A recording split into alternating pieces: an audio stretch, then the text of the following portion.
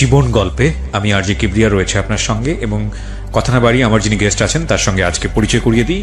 In the mean time যেসব formalities আছে আমি অনুষ্ঠানের ফাঁকে ফাঁকে বলবো। জি, প্রথমে আপনার নামটা একটু বলেন প্লিজ।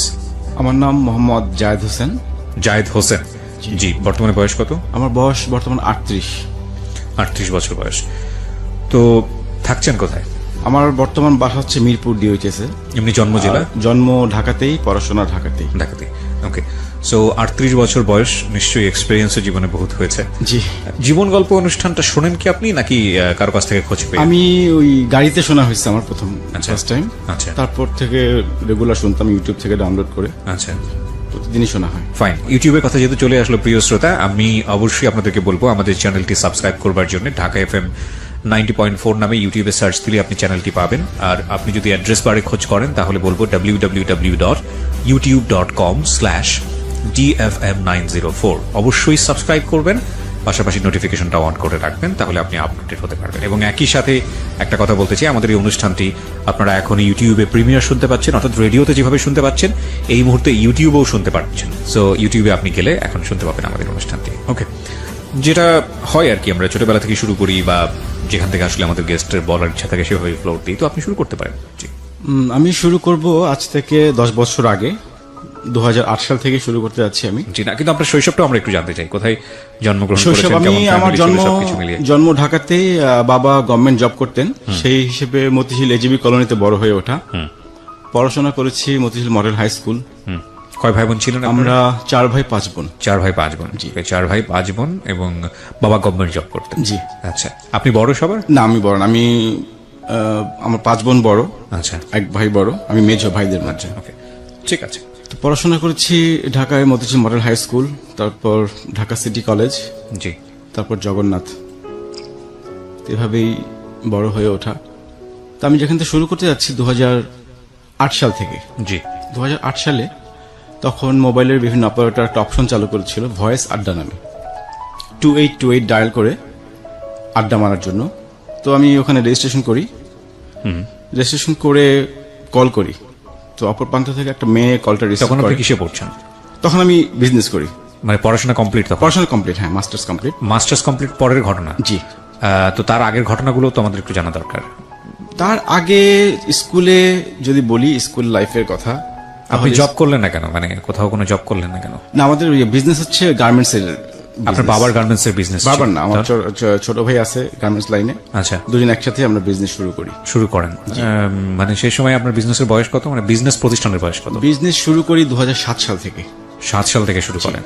আর আপনার ঘটনাটা 2010 সালের? ঘটনা 2008 সালে। 8 সালে, মানে 1 বছরের মাথার ঘটনা। 1 বছরের মাথায়। তো আপনার কি প্ল্যান ছিল এটা যে আপনি পড়াশোনা করে বিজনেসই করবেন নাকি জব করবেন? বিজনেসের প্রতি আমার ছোটবেলা থেকে একটা টান ছিল। তো ঠিক আছে, 2828 এর গল্প আপনি বলছিলেন। 2828 এর গল্প অনেকেই জানে, আমি নিজেও শুনেছি, তবে কখনো আমার ট্রাই করা হয়নি আর কি। আচ্ছা, হ্যাঁ, আমিও শুনেছি, কয়েকজন এসেছিল এখানে। এই জীবন গল্পে অনেকে এসেছিল, ওদের গল্প শোনা হয়েছে আমার। জি। তো অপর প্রান্ত থেকে একটা মেয়ে কলটা রিসিভ করার পর তার সাথে কথা হাই হ্যালো হয়। মেয়েটা থাকে রংপুর। আচ্ছা। তো তার সাথে কিছুক্ষণ কথা বললাম, তারপর জিজ্ঞেস করলাম আপনি কি করেন? তো মেয়েটা বললো যে সে এসএসসি পরীক্ষা দিবে। আচ্ছা। তো আমি তখন তাকে একটু বকা দিলাম যে এসএসসি পরীক্ষা দিবা, তুমি এখানে রেজিস্ট্রেশন করেছো কেন? তোমার তো বয়স কম, তোমার এখন পড়াশোনা করার বয়স।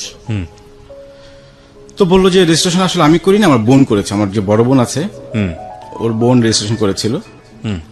তো তারপর তার সাথে বেশ কিছুক্ষণ কথা বলেছে, আমার নাম্বার চাইলো। আমার নাম্বার দিলাম। তারপর থেকে তার সাথে কথা রেগুলার হতো। তার কণ্ঠটা খুব সুন্দর ছিল, গানও খুব ভালো গেত। এভাবে তার সাথে কথা বলতে বলতে প্রায় 6 মাস কেটে গেল। 6 মাস যাওয়ার পর তখন দেখলাম যে আমরা একে অপরের প্রেমে পড়ে গেলাম। আমিও তাকে পছন্দ করি, সেও আমাকে পছন্দ করে, কেউ কাউকে না দেখি। আচ্ছা। মানে তার সাথে কথা বলতে এত ভালো লাগতো, মানে বিশেষ করে গান শোনা হতো বেশি। ওর গলার ভয়েসটা ছিল ইউনিক। প্রতিদিনই গান শুনতাম। তো একটা সময় ওই আমাকে জিজ্ঞেস করলো যে আমি তাকে পছন্দ করি কিনা, আমি তাকে ভালোবাসি কিনা। তো আমি যখন বললাম হ্যাঁ আমি তোমাকে ভালোবাসি, তখন সেও রিপ্লাই দিল যে হ্যাঁ, সেও আমাকে ভালোবাসে। এভাবে শুরু। মেয়েটা তখন এসএসসি পড়ুয়া?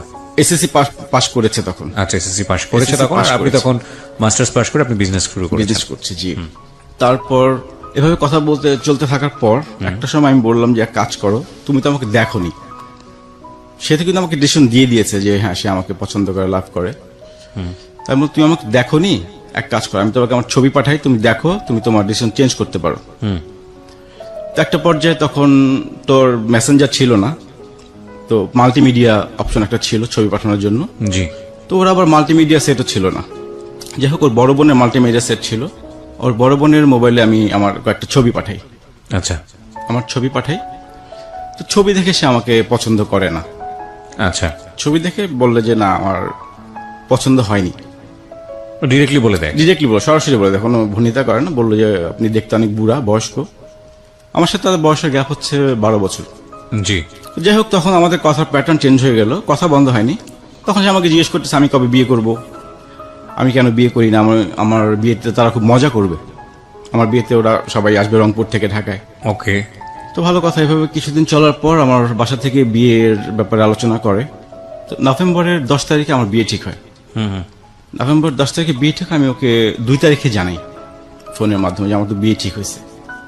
তো আমি যখন এই খবরটা তাকে দেই, সে কিছুক্ষণ চুপ করেছিল। বিয়ে হয় ঠিক হয় মানে আমি ঠিক বুঝলাম না। আমার ফ্যামিলি থেকে আমার বিয়ে ঠিক হয় আরেক জায়গায়, ওর সাথে আর আমার সম্পর্ক ওরকম নাই।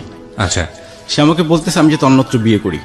আচ্ছা। মানে সে তো আমার ছবি দেখে আমাকে পছন্দ করেনি। আপনি তাকে দেখেছিলেন তখন? না, আমি তাকে তখন দেখিনি। আমি বলেছিলাম তুমি দেখতে কেমন, সেটা আমার কাছে কোনো ফ্যাক্ট না, বা তার কণ্ঠটা আমার কাছে এরকম ভালো লেগেছিল। আচ্ছা, বাই দ্য ওয়ে, আপনি মাস্টার্স কমপ্লিট করেছেন, এর আগে আপনি কারোর সাথে কোনো ধরনের মেন্টালি জড়িয়ে যাওয়া, প্রেমে করা বা প্রেমে পড়া? স্কুল লাইফে আমার একটা এফেক্ট ছিল। আমি যখন স্কুলে পড়ি, 2 বছরের একটা রিলেশন ছিল। আমি যখন ক্লাস 8-এ পড়ি। ওটার এন্ডিং কি ছিল? এন্ডিং ছিল যখন এসএসসি পরীক্ষা দিলাম। হ্যাঁ। এসএসসি পরীক্ষার পর মেয়েটা চলে গেল এক জায়গায়, আমি চলে গেলাম আরেক জায়গায়। দুজন দুই দিকে যাওয়া। তখন মোবাইল ফোনটা অ্যাভেলেবেল ছিল না, তো যোগাযোগ করাটা কন্টিনিউ হয়নি। সেই কারণে ওর সঙ্গে আর যোগাযোগ ওরকম হয়নি। ওকে, ঠিক আছে। এরপর থেকে তারপরে কোনো আপনার relation- ফোনে এই ধরনের একটা সম্পর্কে জি, এরপর আর কারোর সঙ্গে রিলেশন হয়নি আমার, সময় পাইনি ওরকম। তো ওর সাথে এইভাবে অনেক কিছু শেয়ার করলাম, সেও তার লাইফের অনেক কিছু শেয়ার করলো। আমার একটাই কথা ছিল তুমি দেখতে কেমন, আমার কাছে এটা কোনো ফ্যাক্ট না। তারপর ও যখন বললো যে আমাকে ছবি দেখে পছন্দ করে নাই, তখন আমার বাসা থেকে বিয়ের ব্যাপারে কথাবার্তা বলে। বিয়ে ঠিকও হয় আরেক জায়গায়, নভেম্বরের 10 তারিখে 2008 সালে। ওকে। তো আমি ওকে 2 তারিখে জানাই যে আমার তো বিয়ে ঠিক হয়েছে। এই খবরটা পাওয়ার পর সে কিছুক্ষণ চুপ করেছিল। চুপ করে থাকার পর সে 5 মিনিট চুপ করেছিল। তারপর সে কান্না করলো অনেকক্ষণ, হাউমাউ করে অনেকক্ষণ কান্না করলো, প্রায় আধা ঘন্টার মতো হবে। তো তখন আমি তাকে বললাম যে আমি কি বিয়েটা ক্যান্সেল করবো কিনা, সময় আছে, তুমি যদি বলো আমি বিয়েটা ক্যান্সেল করতে পারি, কিন্তু একটা কথা দিতে হবে, তুমি আমাকে ছেড়ে কোথাও যাবা না। এরকম একটা কথা দিলাম, বিয়েটা ক্যান্সেল করবো। তো বললো যে না, আসলে আমার তো বয়স ছোট, আমার ডিসিশন দেওয়ার মতো বয়স হয়নি এখনো। তারপর বিয়ে মেয়েটার ফ্যামিলি কি ছিল, মানে মেয়েটার ফ্যামিলি স্ট্যাটাসটা? মেয়েটার ফ্যামিলি স্ট্যাটাস ছোট, বাবা একটা সরকারি ব্যাংকের কর্মকর্তা, ওরা 3 বোন, ওরা সবাই রংপুরে থাকতো তখন। ওই কি বড়? ও বড়, ও মেঝো। ও মেঝো, আর ওর ছোট আরেকটা বোন আছে এবং ওর বড়। আচ্ছা, ওর বড় বোন ঢাকা মেডিকেলে পড়তো ওই সময়। ঢাকা মেডিকেলে? মানে ফ্যামিলি তো স্ট্যাটাস তো ভালো। ফ্যামিলি স্ট্যাটাস ভালো, রাইট। তো আপনি এই মেয়েটার প্রতি ইমোশনালি এতটা টাচ হচ্ছিলেন কেন? কারণ যে মেয়েটা আপনার চেয়ে বয়সে এত ছোট এবং যে মেয়েটা আপনাকে পছন্দও করেনি, in fact, why are you being so attached? পছন্দ করেনি বলতে সে আমার ছবি দেখে পছন্দ, কিন্তু ছবি দেখার আগে কিন্তু পছন্দ করেছিল। মানে এতটাই পছন্দ করেছিল, সে আমাকে ছাড়া কিছু বুঝে না। সেটা ঠিক আছে, আমি সেটা বুঝতে পারছি, ব্লাইন্ড লাভ যেটা হয়। কিন্তু আপনি এতটা অ্যাটাচড হচ্ছিলেন কেন? আপনি তো যথেষ্ট ম্যাচিউর ছিলেন। আমার ওই কথা বলতে ভালো লাগতো, তার সাথে কথা বলতে ভালো লাগতো, অনেক কিছু সে বলতো আমাকে, তার গান শুনতাম। আচ্ছা, সেই হিসেবে নাকি ও যে বয়সে ছোট ছিল এই বিষয়টা আপনি এনজয় করতেন? না, সেরকম কোন এনজয় করা না, কিন্তু ভালো লাগতো কথা বলতে। ম্যাচিউর ভয়েস ছিল, গলার টোনটা ভালো ছিল। আমি কেন বলছি, কারণ ছোটদের কিছু খামখেয়ালি থাকে যেটা বুড়ো বয়সে এসে ভালো লাগে। মানে তুমি সেরকম কিছু না, সেরকম কিছু ছিল না, সেরকম কিছু ছিল না। ওকে, জাস্ট কথা বলেই ভালো লেগেছিল তার সাথে। ওকে। আমি বলছি কি কারণে, কারণ আপনি একটা বিয়ে ঠিক হয়ে গেছে আপনার, আর যে মেয়েটার সঙ্গে আপনার বিয়ে ঠিক হয়েছে তাকে তো আপনি নিশ্চয়ই দেখেই ঠিক করেছেন। জি। তার মানে এত কিছু দেওয়ার পরে যে মেয়েটাকে আপনি দেখেননি এবং যে মেয়েটাকে আপনাকে দেখার পরে পছন্দও করেনি, সে মেয়েটাকে আপনি বলছেন যে ও যদি সিরিয়াস থাকে তাহলে আপনি বিয়েটা ভেঙে দেবেন। মানে তার মানে আপনি কতটুকু ভয়ঙ্কর রকমের সিরিয়াস এই মেয়েটা? আমি অনেক সিরিয়াস ছিলাম। জি। তারপর আমি অনেক সিরিয়াস ছিলাম। তো তারপর ও যেহেতু ডিসিশন দিল না আমাকে ওই সময়, যে আমাকে যেহেতু পছন্দই করেনি ছবি দেখে, তারপর বিয়ে হয়ে গেল। মেয়েটা তখন তিতুমির কলেজে পড়াশোনা করে,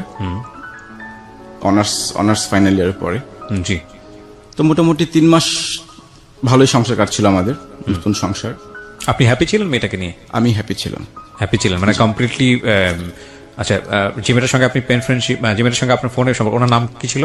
নাম ছিল হানি। হানি। আর যাকে আপনি বিয়ে করলেন, আপনার ওয়াইফ, ওনার নাম কি? ওর নাম হচ্ছে রুবি। তো রুবির সাথে আপনি কমপ্লিটলি হ্যাপি ছিলেন? হ্যাপি ছিলাম। তার মানে হানির সাথে তো কমিউনিকেট করার কোনো প্রশ্নই ওঠে না? না, প্রশ্নই ওঠে না। ওকে, তারপর? 3 মাস পর হানি আমাকে ফোন দেয়। ফোন দিয়ে অনেক কান্নাকাটি করে, সে টিকতে পারতেছে না, তার খুব খারাপ লাগতেছে, সে ঘুমাইতে পারে না, মানে সে সুইসাইড করবে এরকম একটা পজিশন তার। 3 মাস পরে ফোন দিই? 3 মাস পর। 3 মাসে আমার সঙ্গে কোনো যোগাযোগ করেনি, আমিও করিনি। তো সে সুইসাইড করবে, সে আমাকে ক্ষমা চায় যে আমাকে মাফ করে দিও, এরকম অনেক কিছু। তো আমি তাকে বুঝালাম যে আসলে এটা তো সমাধান না, সুইসাইড এটা কেমন কথা। সে প্রতিদিন ব্লেড নিয়ে ঘুমাতো রাতের বেলা। এগুলো আপনাকে বলেছে সে? এগুলি বলেছেন। আপনি তো দেখেন নাই? না। না, রাইট। হাতে রক কেটে দিবে একটা আস্তে করে, আর আমি কোনো খোঁজ খবর পাবো না।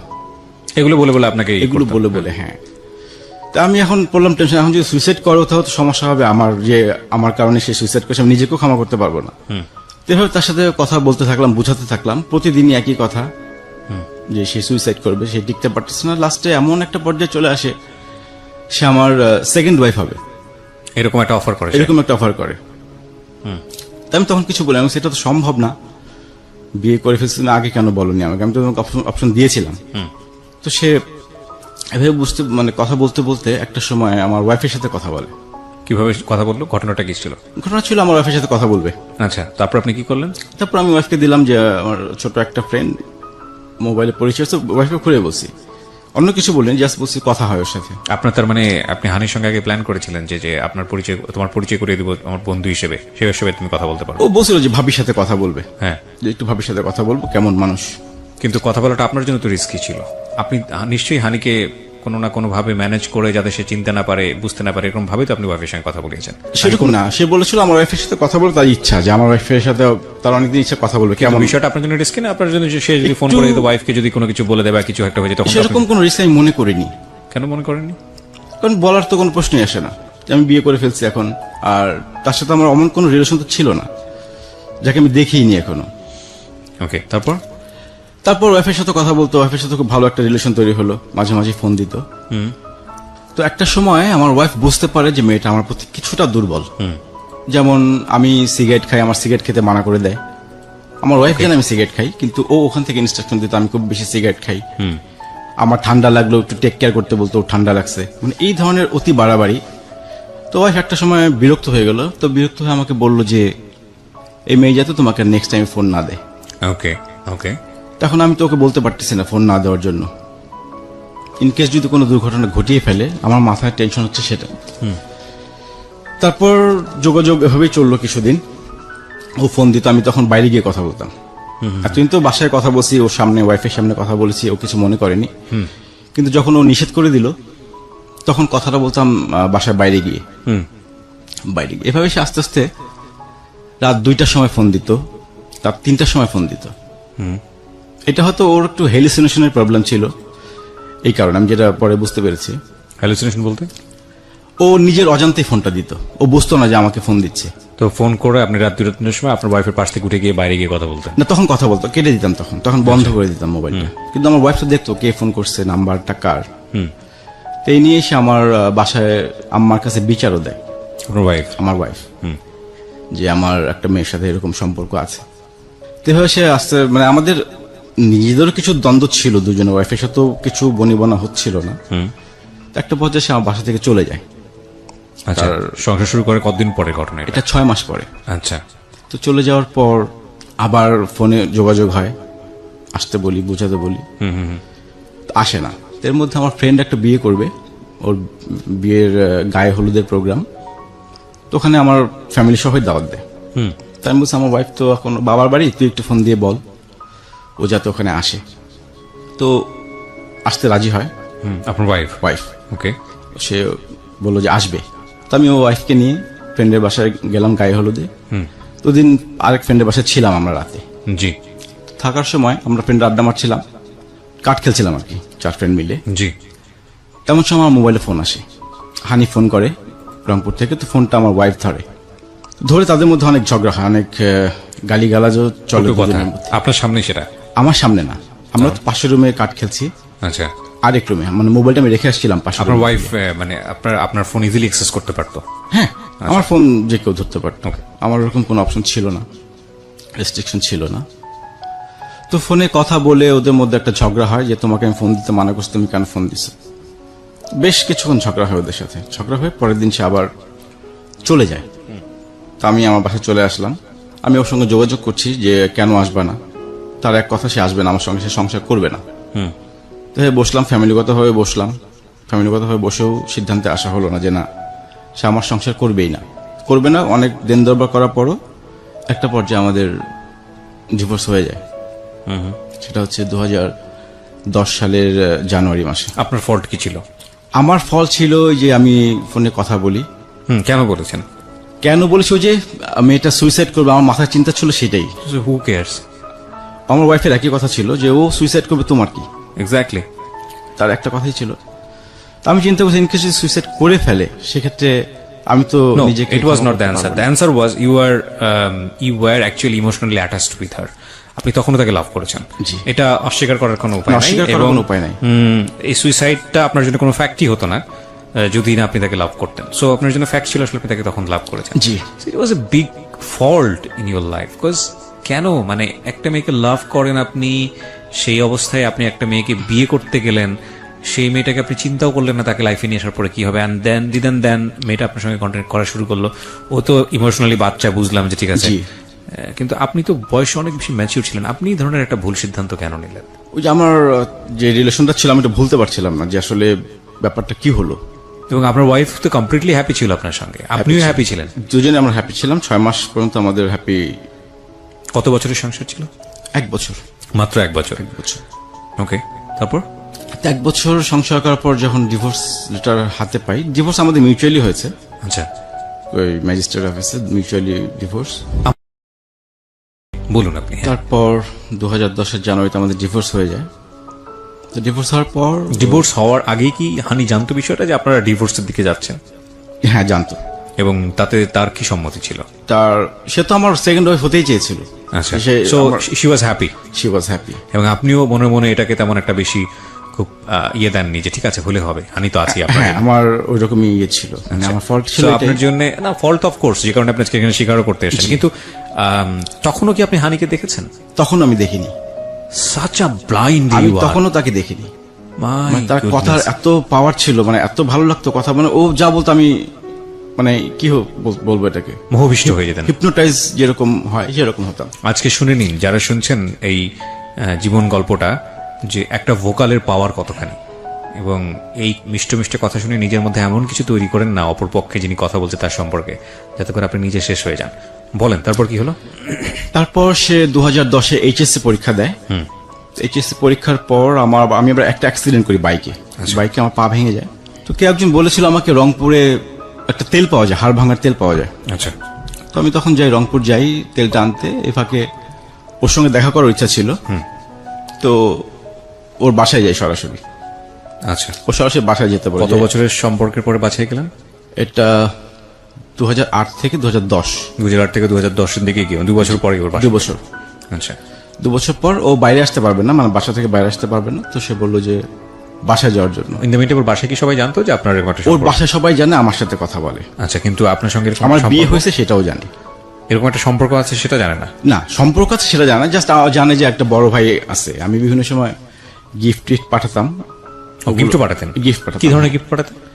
গিফট, প্রথম গিফটটা পাঠাই ও যখন এসএসসি রেজাল্ট করলো, গোল্ডেন জিপিএ পেলো।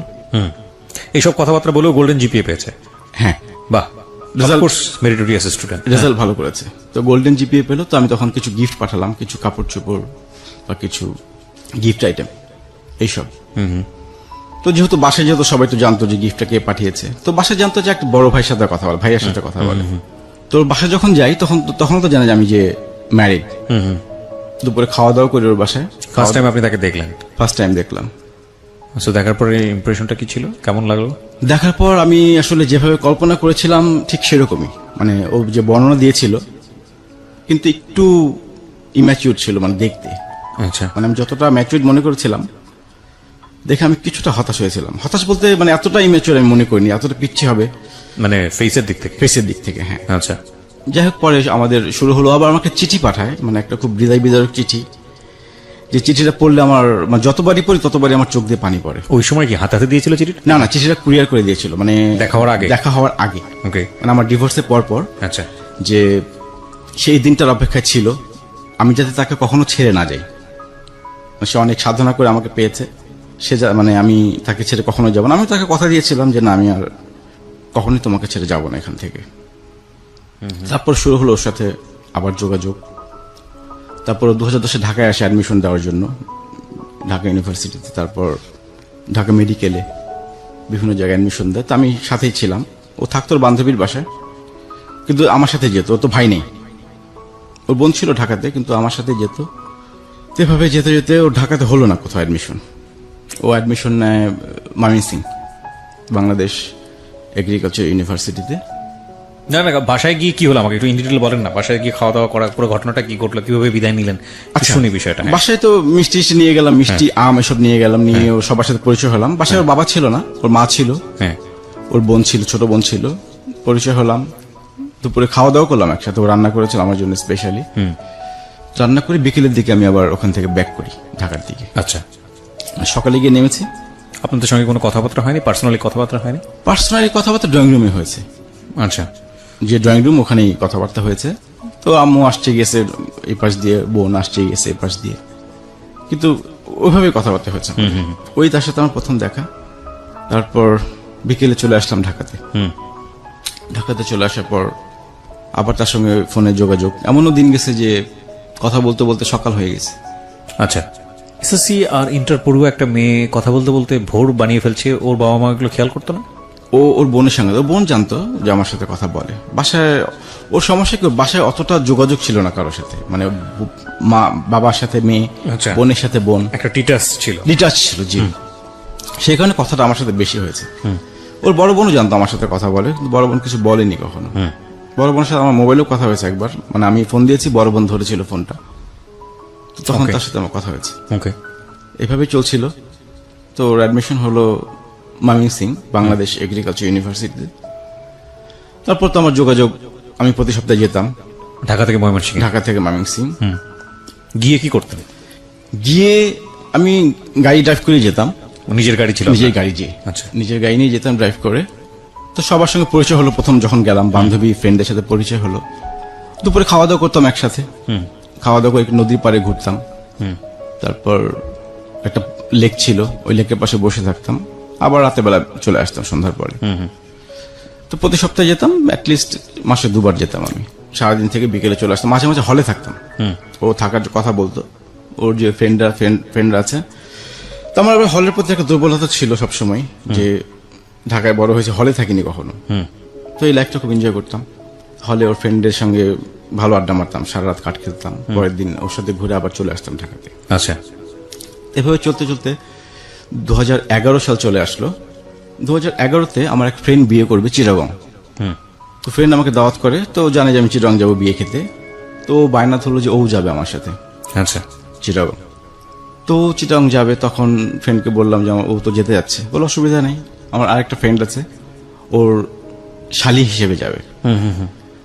তো গেল চিটাগং, গেল, আমরা একসাথেই গেলাম, কিন্তু সবাইকে পরিচয় করে দিলাম আমার ফ্রেন্ডের শালি। ওকে। এবং রাতে ছিল ফ্রেন্ডের ওয়াইফের সাথেই ছিল ওকে। চিটাগং? চিটাগং। তো চিটাগং আমরা 4 দিন ছিলাম। 4 দিন ঘুরলাম, এই পতেঙ্গা, তারপর ফয়েজ লেক, যা যা আছে 4 দিন ঘুরে টুরে আবার চলে আসলাম। ওকে আমি ময়মনসিংহ দিয়ে আবার ঢাকা ব্যাক করলাম। জি। এভাবে চলতে চলতে ওর ভার্সিটিতে একটা সংগঠন আছে, অঙ্কুর কালচারাল অর্গানাইজেশন, ও ওখানে যুক্ত হয়।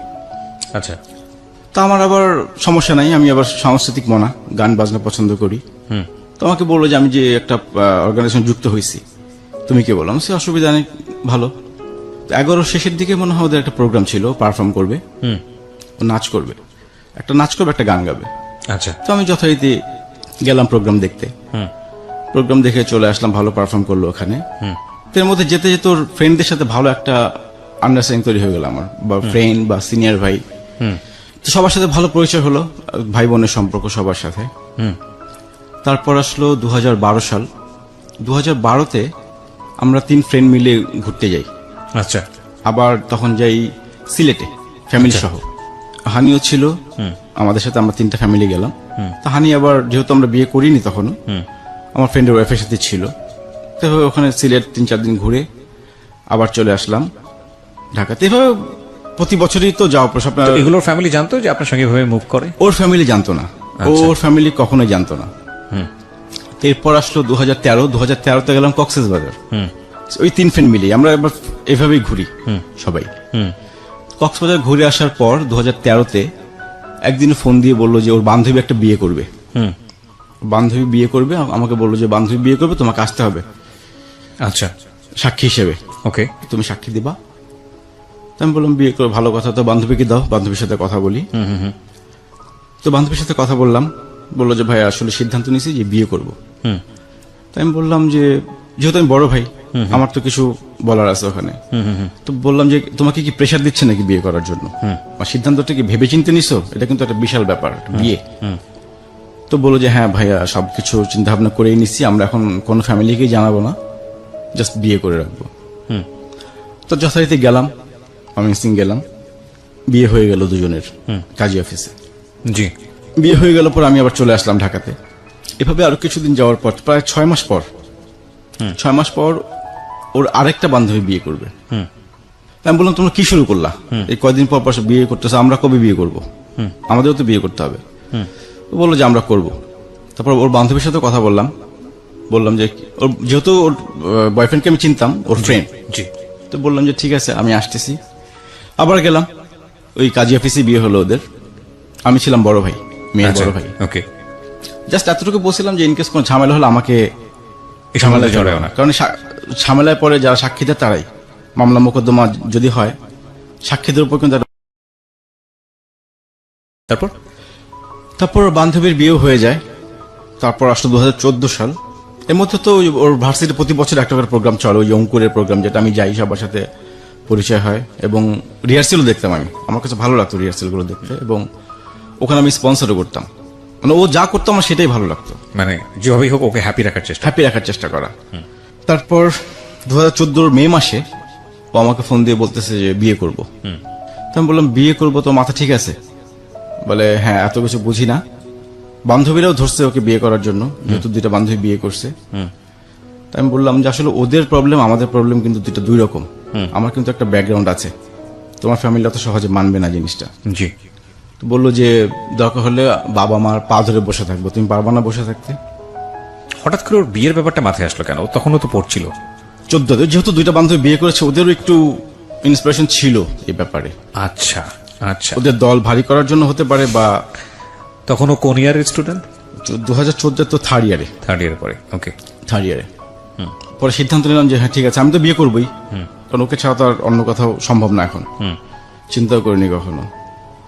তো 2014 সালের জুন মাসে 6 তারিখে আমাদের ডেট ফিক্স করি বিয়ের। আপনারা নিজেরা ফিক্স করেন? আমরা নিজেরা ফিক্স করি। তো আমি আমার ঢাকা থেকে একটা ফ্রেন্ড নিয়ে যাই, আর একজন সম্পর্কে মামা হয় ওনাকে নিয়ে যাই।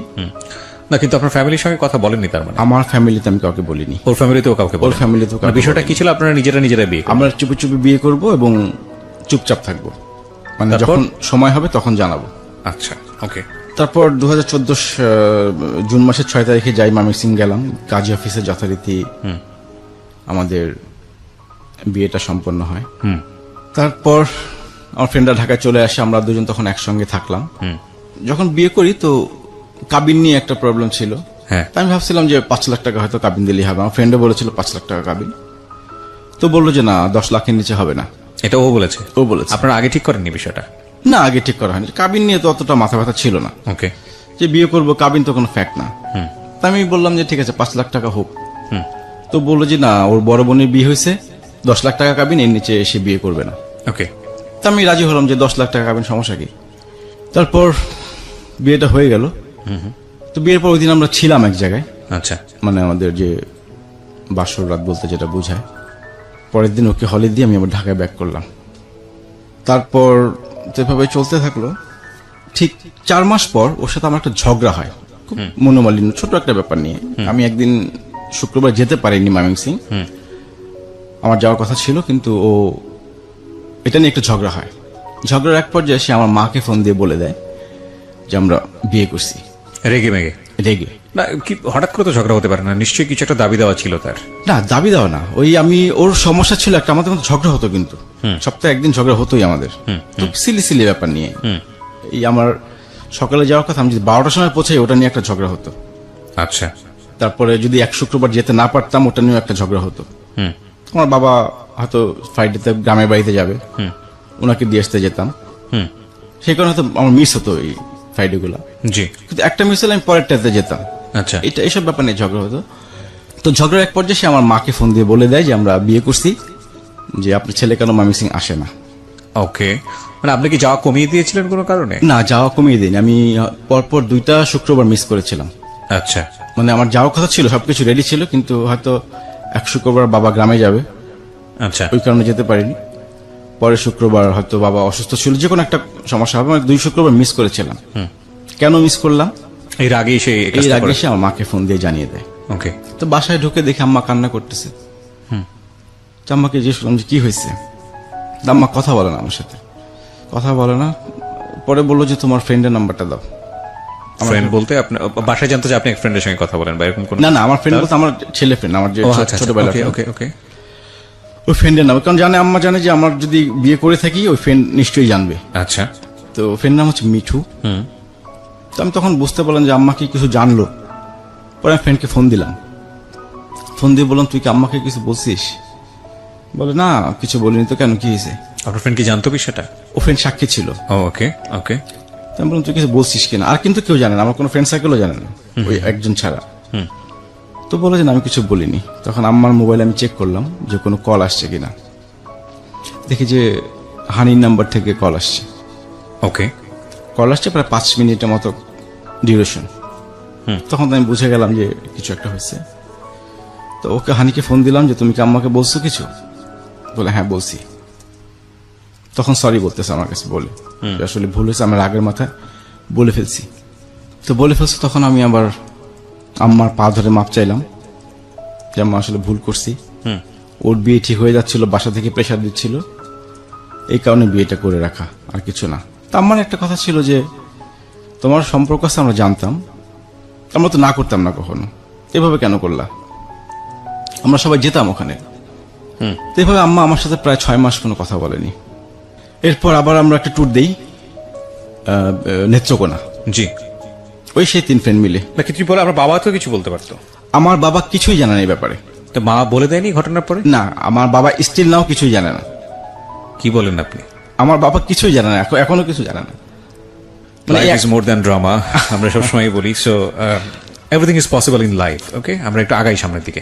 হ্যাঁ, তো মা কিছু বললো না? আপনি মাকে বললেন না যে মা তুমি এটা বলো না, বা মাকে সরি বলা কিছু? মাকে, মা পা ধরে বসেছিলাম আমি। আচ্ছা, তারপর মা কি বললো? বসে অনেকক্ষণ কান্না করলাম। আম্মা খুব কষ্ট পাচ্ছে, মনে হয় আমার মৃত্যু সংবাদ পেলে মনে হয় এত কষ্ট পেত না, মানে এই খবরটা পেয়ে যতটুকু সে কষ্ট পাইছে। কারণ আমি ছিলাম আমার মার খুব পছন্দের একটা ছেলে, জি। আমাকে বেশি পছন্দ করে বাসা সবার থেকে। তো আমি আমার মাকে নিয়ে বিভিন্ন জায়গায় ঘুরতেও যাই, বলা হয়নি এগুলা। বিভিন্ন ভ্যালেন্টাইন্স ডে, পহেলা বৈশাখ আমি আম্মাকে নিয়ে ঘুরি। তো আম্মার সাথে আমার রিলেশনটা ছিল অন্যরকম। আম্মা জানতো ওর সাথে আমার রিলেশন আছে।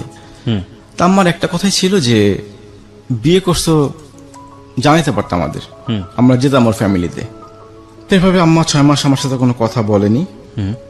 6 মাস পর আস্তে আস্তে ঠিক হয়। তারপর আসলো 2015 সাল।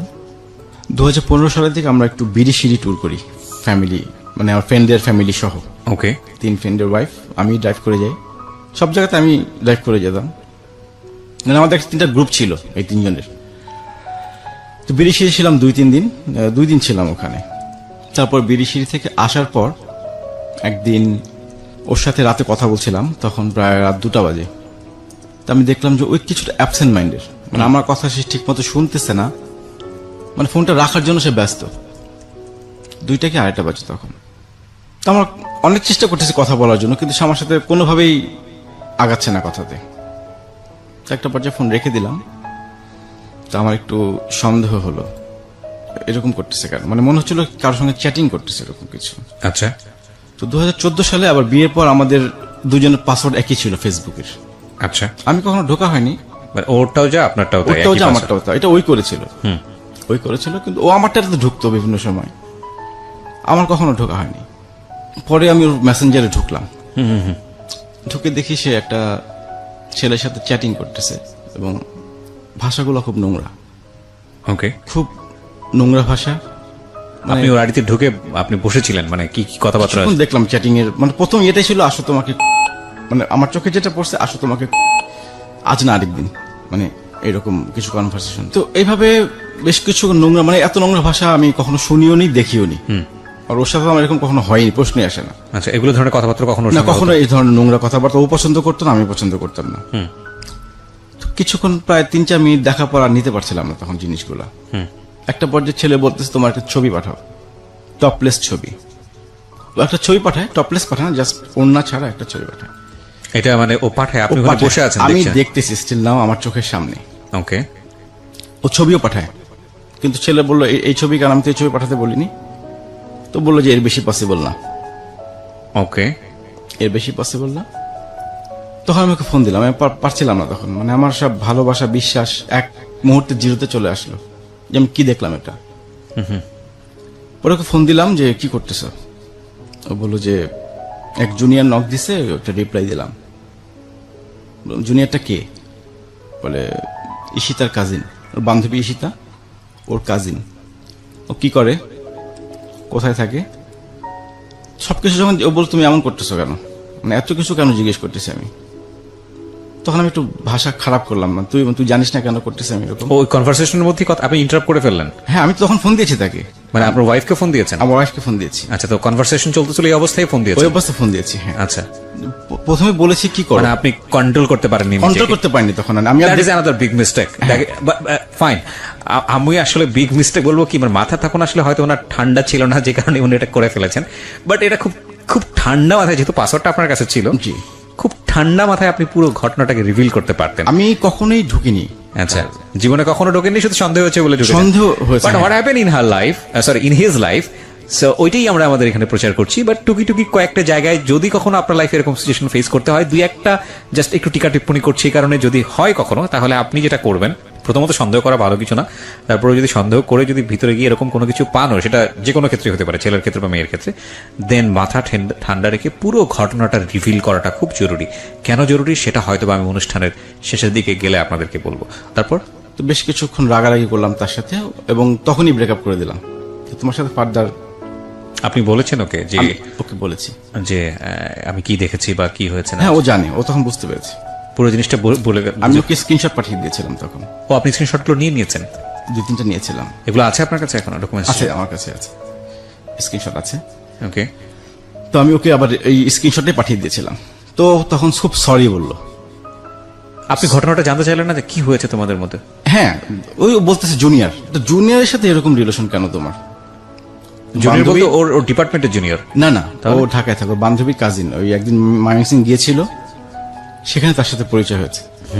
তোর সাথে দেখলাম প্রায় 15 দিন যাবত এরকম চ্যাটিং হচ্ছে। মানে আপনাদের মধ্যে কি এমন কোনো ব্যাপার ছিল যে কারণে ও এই ধরনের কাউকে দিয়েছে, নাকি এগুলোর হ্যাবিচুয়াল ব্যাপার ছিল যে হঠাৎ করে হচ্ছে? না, এটা আমি ওই দিনই প্রথম জানতে পারি, এর আগে কখনো আমার ইয়ে ছিল না। আপনি তো একটা বিষয় নিশ্চিত যে একটা মেয়ে সাধারণত আমরা দেখি যে এই ধরনের সম্পর্কে গেলে তার সঙ্গে সম্পর্কটা খুব ডিপলি থাকে, আইদার খুব ডিপলি থাকে অথবা এটা অন্যরকম ব্যাপার স্যাপার। তো আপনি কি নিশ্চিত হলেন সম্পর্কটা আসলে কি ছিল? আমি দেখলাম ওদের সাথে একদিন দেখা হয়েছিল মাত্র। আচ্ছা, একদিন দেখা হয়েছিল, ছেলেটা ময়মনসিং গিয়েছিল। হ্যাঁ। এরপর থেকে এর সাথে এই বিগত 15 দিন যাবত একই রকম চ্যাটিং করতেছে। ও, মানে এটা আসলে কোনো অ্যাফেয়ার ছিল না? না, অ্যাফেয়ার ছিল, বাট এটা এক ধরনের ভার্চুয়াল কি বলা যেতে পারে, এক ধরনের ফিজিক্যাল ইন্টিমেসি। হ্যাঁ, সেরকম। ওকে। ভার্চুয়াল, তার সঙ্গে রিলেশন ছিল না, জাস্ট ওর জুনিয়র। ওকে। তো আপনি তাকে জিজ্ঞেস করলেন না যে তুমি এই ধরনের সম্পর্ক কেন করছো বা হ্যাঁ, জিজ্ঞেস করেছি, সে সরি বলছে, তখন ভুল হয়েছে তার। সরি বলার পর আপনি রিয়াক্ট করেছেন, বাট আপনি ফাইন্ড আউট করার চেষ্টা করেছেন যে কেন এটা হচ্ছিল তোমার, মানে তুমি কেন এই ধরনের সম্পর্কে জড়াচ্ছ? সে এরকম কিছু আমাকে বলেনি, সে চুপ ছিল, মানে এরকম অ্যান্সার আমি পাইনি। এবং আমি তখনই বললাম যে আসলে এরপর থেকে তোমার সাথে আমার যোগাযোগ। এখানে একটা কথা বলি প্রিয় শ্রোতা, সরি ফর দিস ইন্টারাপশন। মানে লিগেলি যদি কখনো, মানে এটা তো লিগেলি অন্যায়। আর দ্বিতীয় কথা হচ্ছে যে যদি কখনো এই ধরনের কোনো সিচুয়েশনে পড়ে যান কেউ, বা যদি দেখেন যে অপরপক্ষ এই ধরনের একটা ইন্টিমেসির মধ্যে চলে গেছে, সেটা ভার্চুয়ালি হোক বা যে কোনো কিছুতেই হোক না কেন, এটাকে আমাদের যে রিয়াকশনটা সেই মুহূর্তে হয় ওনার লাইফে, যেটা ওনার যে রিয়াকশনটা হয়েছে সেটাই স্বাভাবিক হয়তোবা, কিন্তু খুব ঠান্ডা মাথায় ডিল করাটা খুব জরুরি। এই কারণে জরুরি যে এটা আপনার একজন সাইকিয়াট্রিস্টের সঙ্গে কথা বললেই হয়তো বুঝতে পারবেন যে আমাদের ভার্চুয়াল বলয়টা আমাদেরকে যত বেশি ফ্রি করে দিয়েছে, ঠিক তত বেশি আমাদের মনের ভিতরে বিভিন্ন রকমের জিঘাংসা, সেটা সবার জীবনেই কম বেশি এই জিনিসগুলো আছে।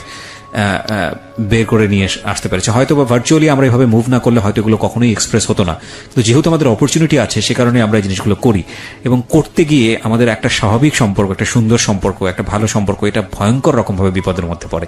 এবং যদি কখনো এই ধরনের সিচুয়েশন ফেস করেন, লাইক আপনি করছেন না, আপনার অপরপক্ষ হয়তো বা ইনভলভ, সেক্ষেত্রে আপনার মাথা ঠান্ডা রেখে পুরো বিষয়টাকে ডিল করাটা খুব জরুরি ফর বেটারমেন্ট, মানে আপনাদের দুজনের জন্য।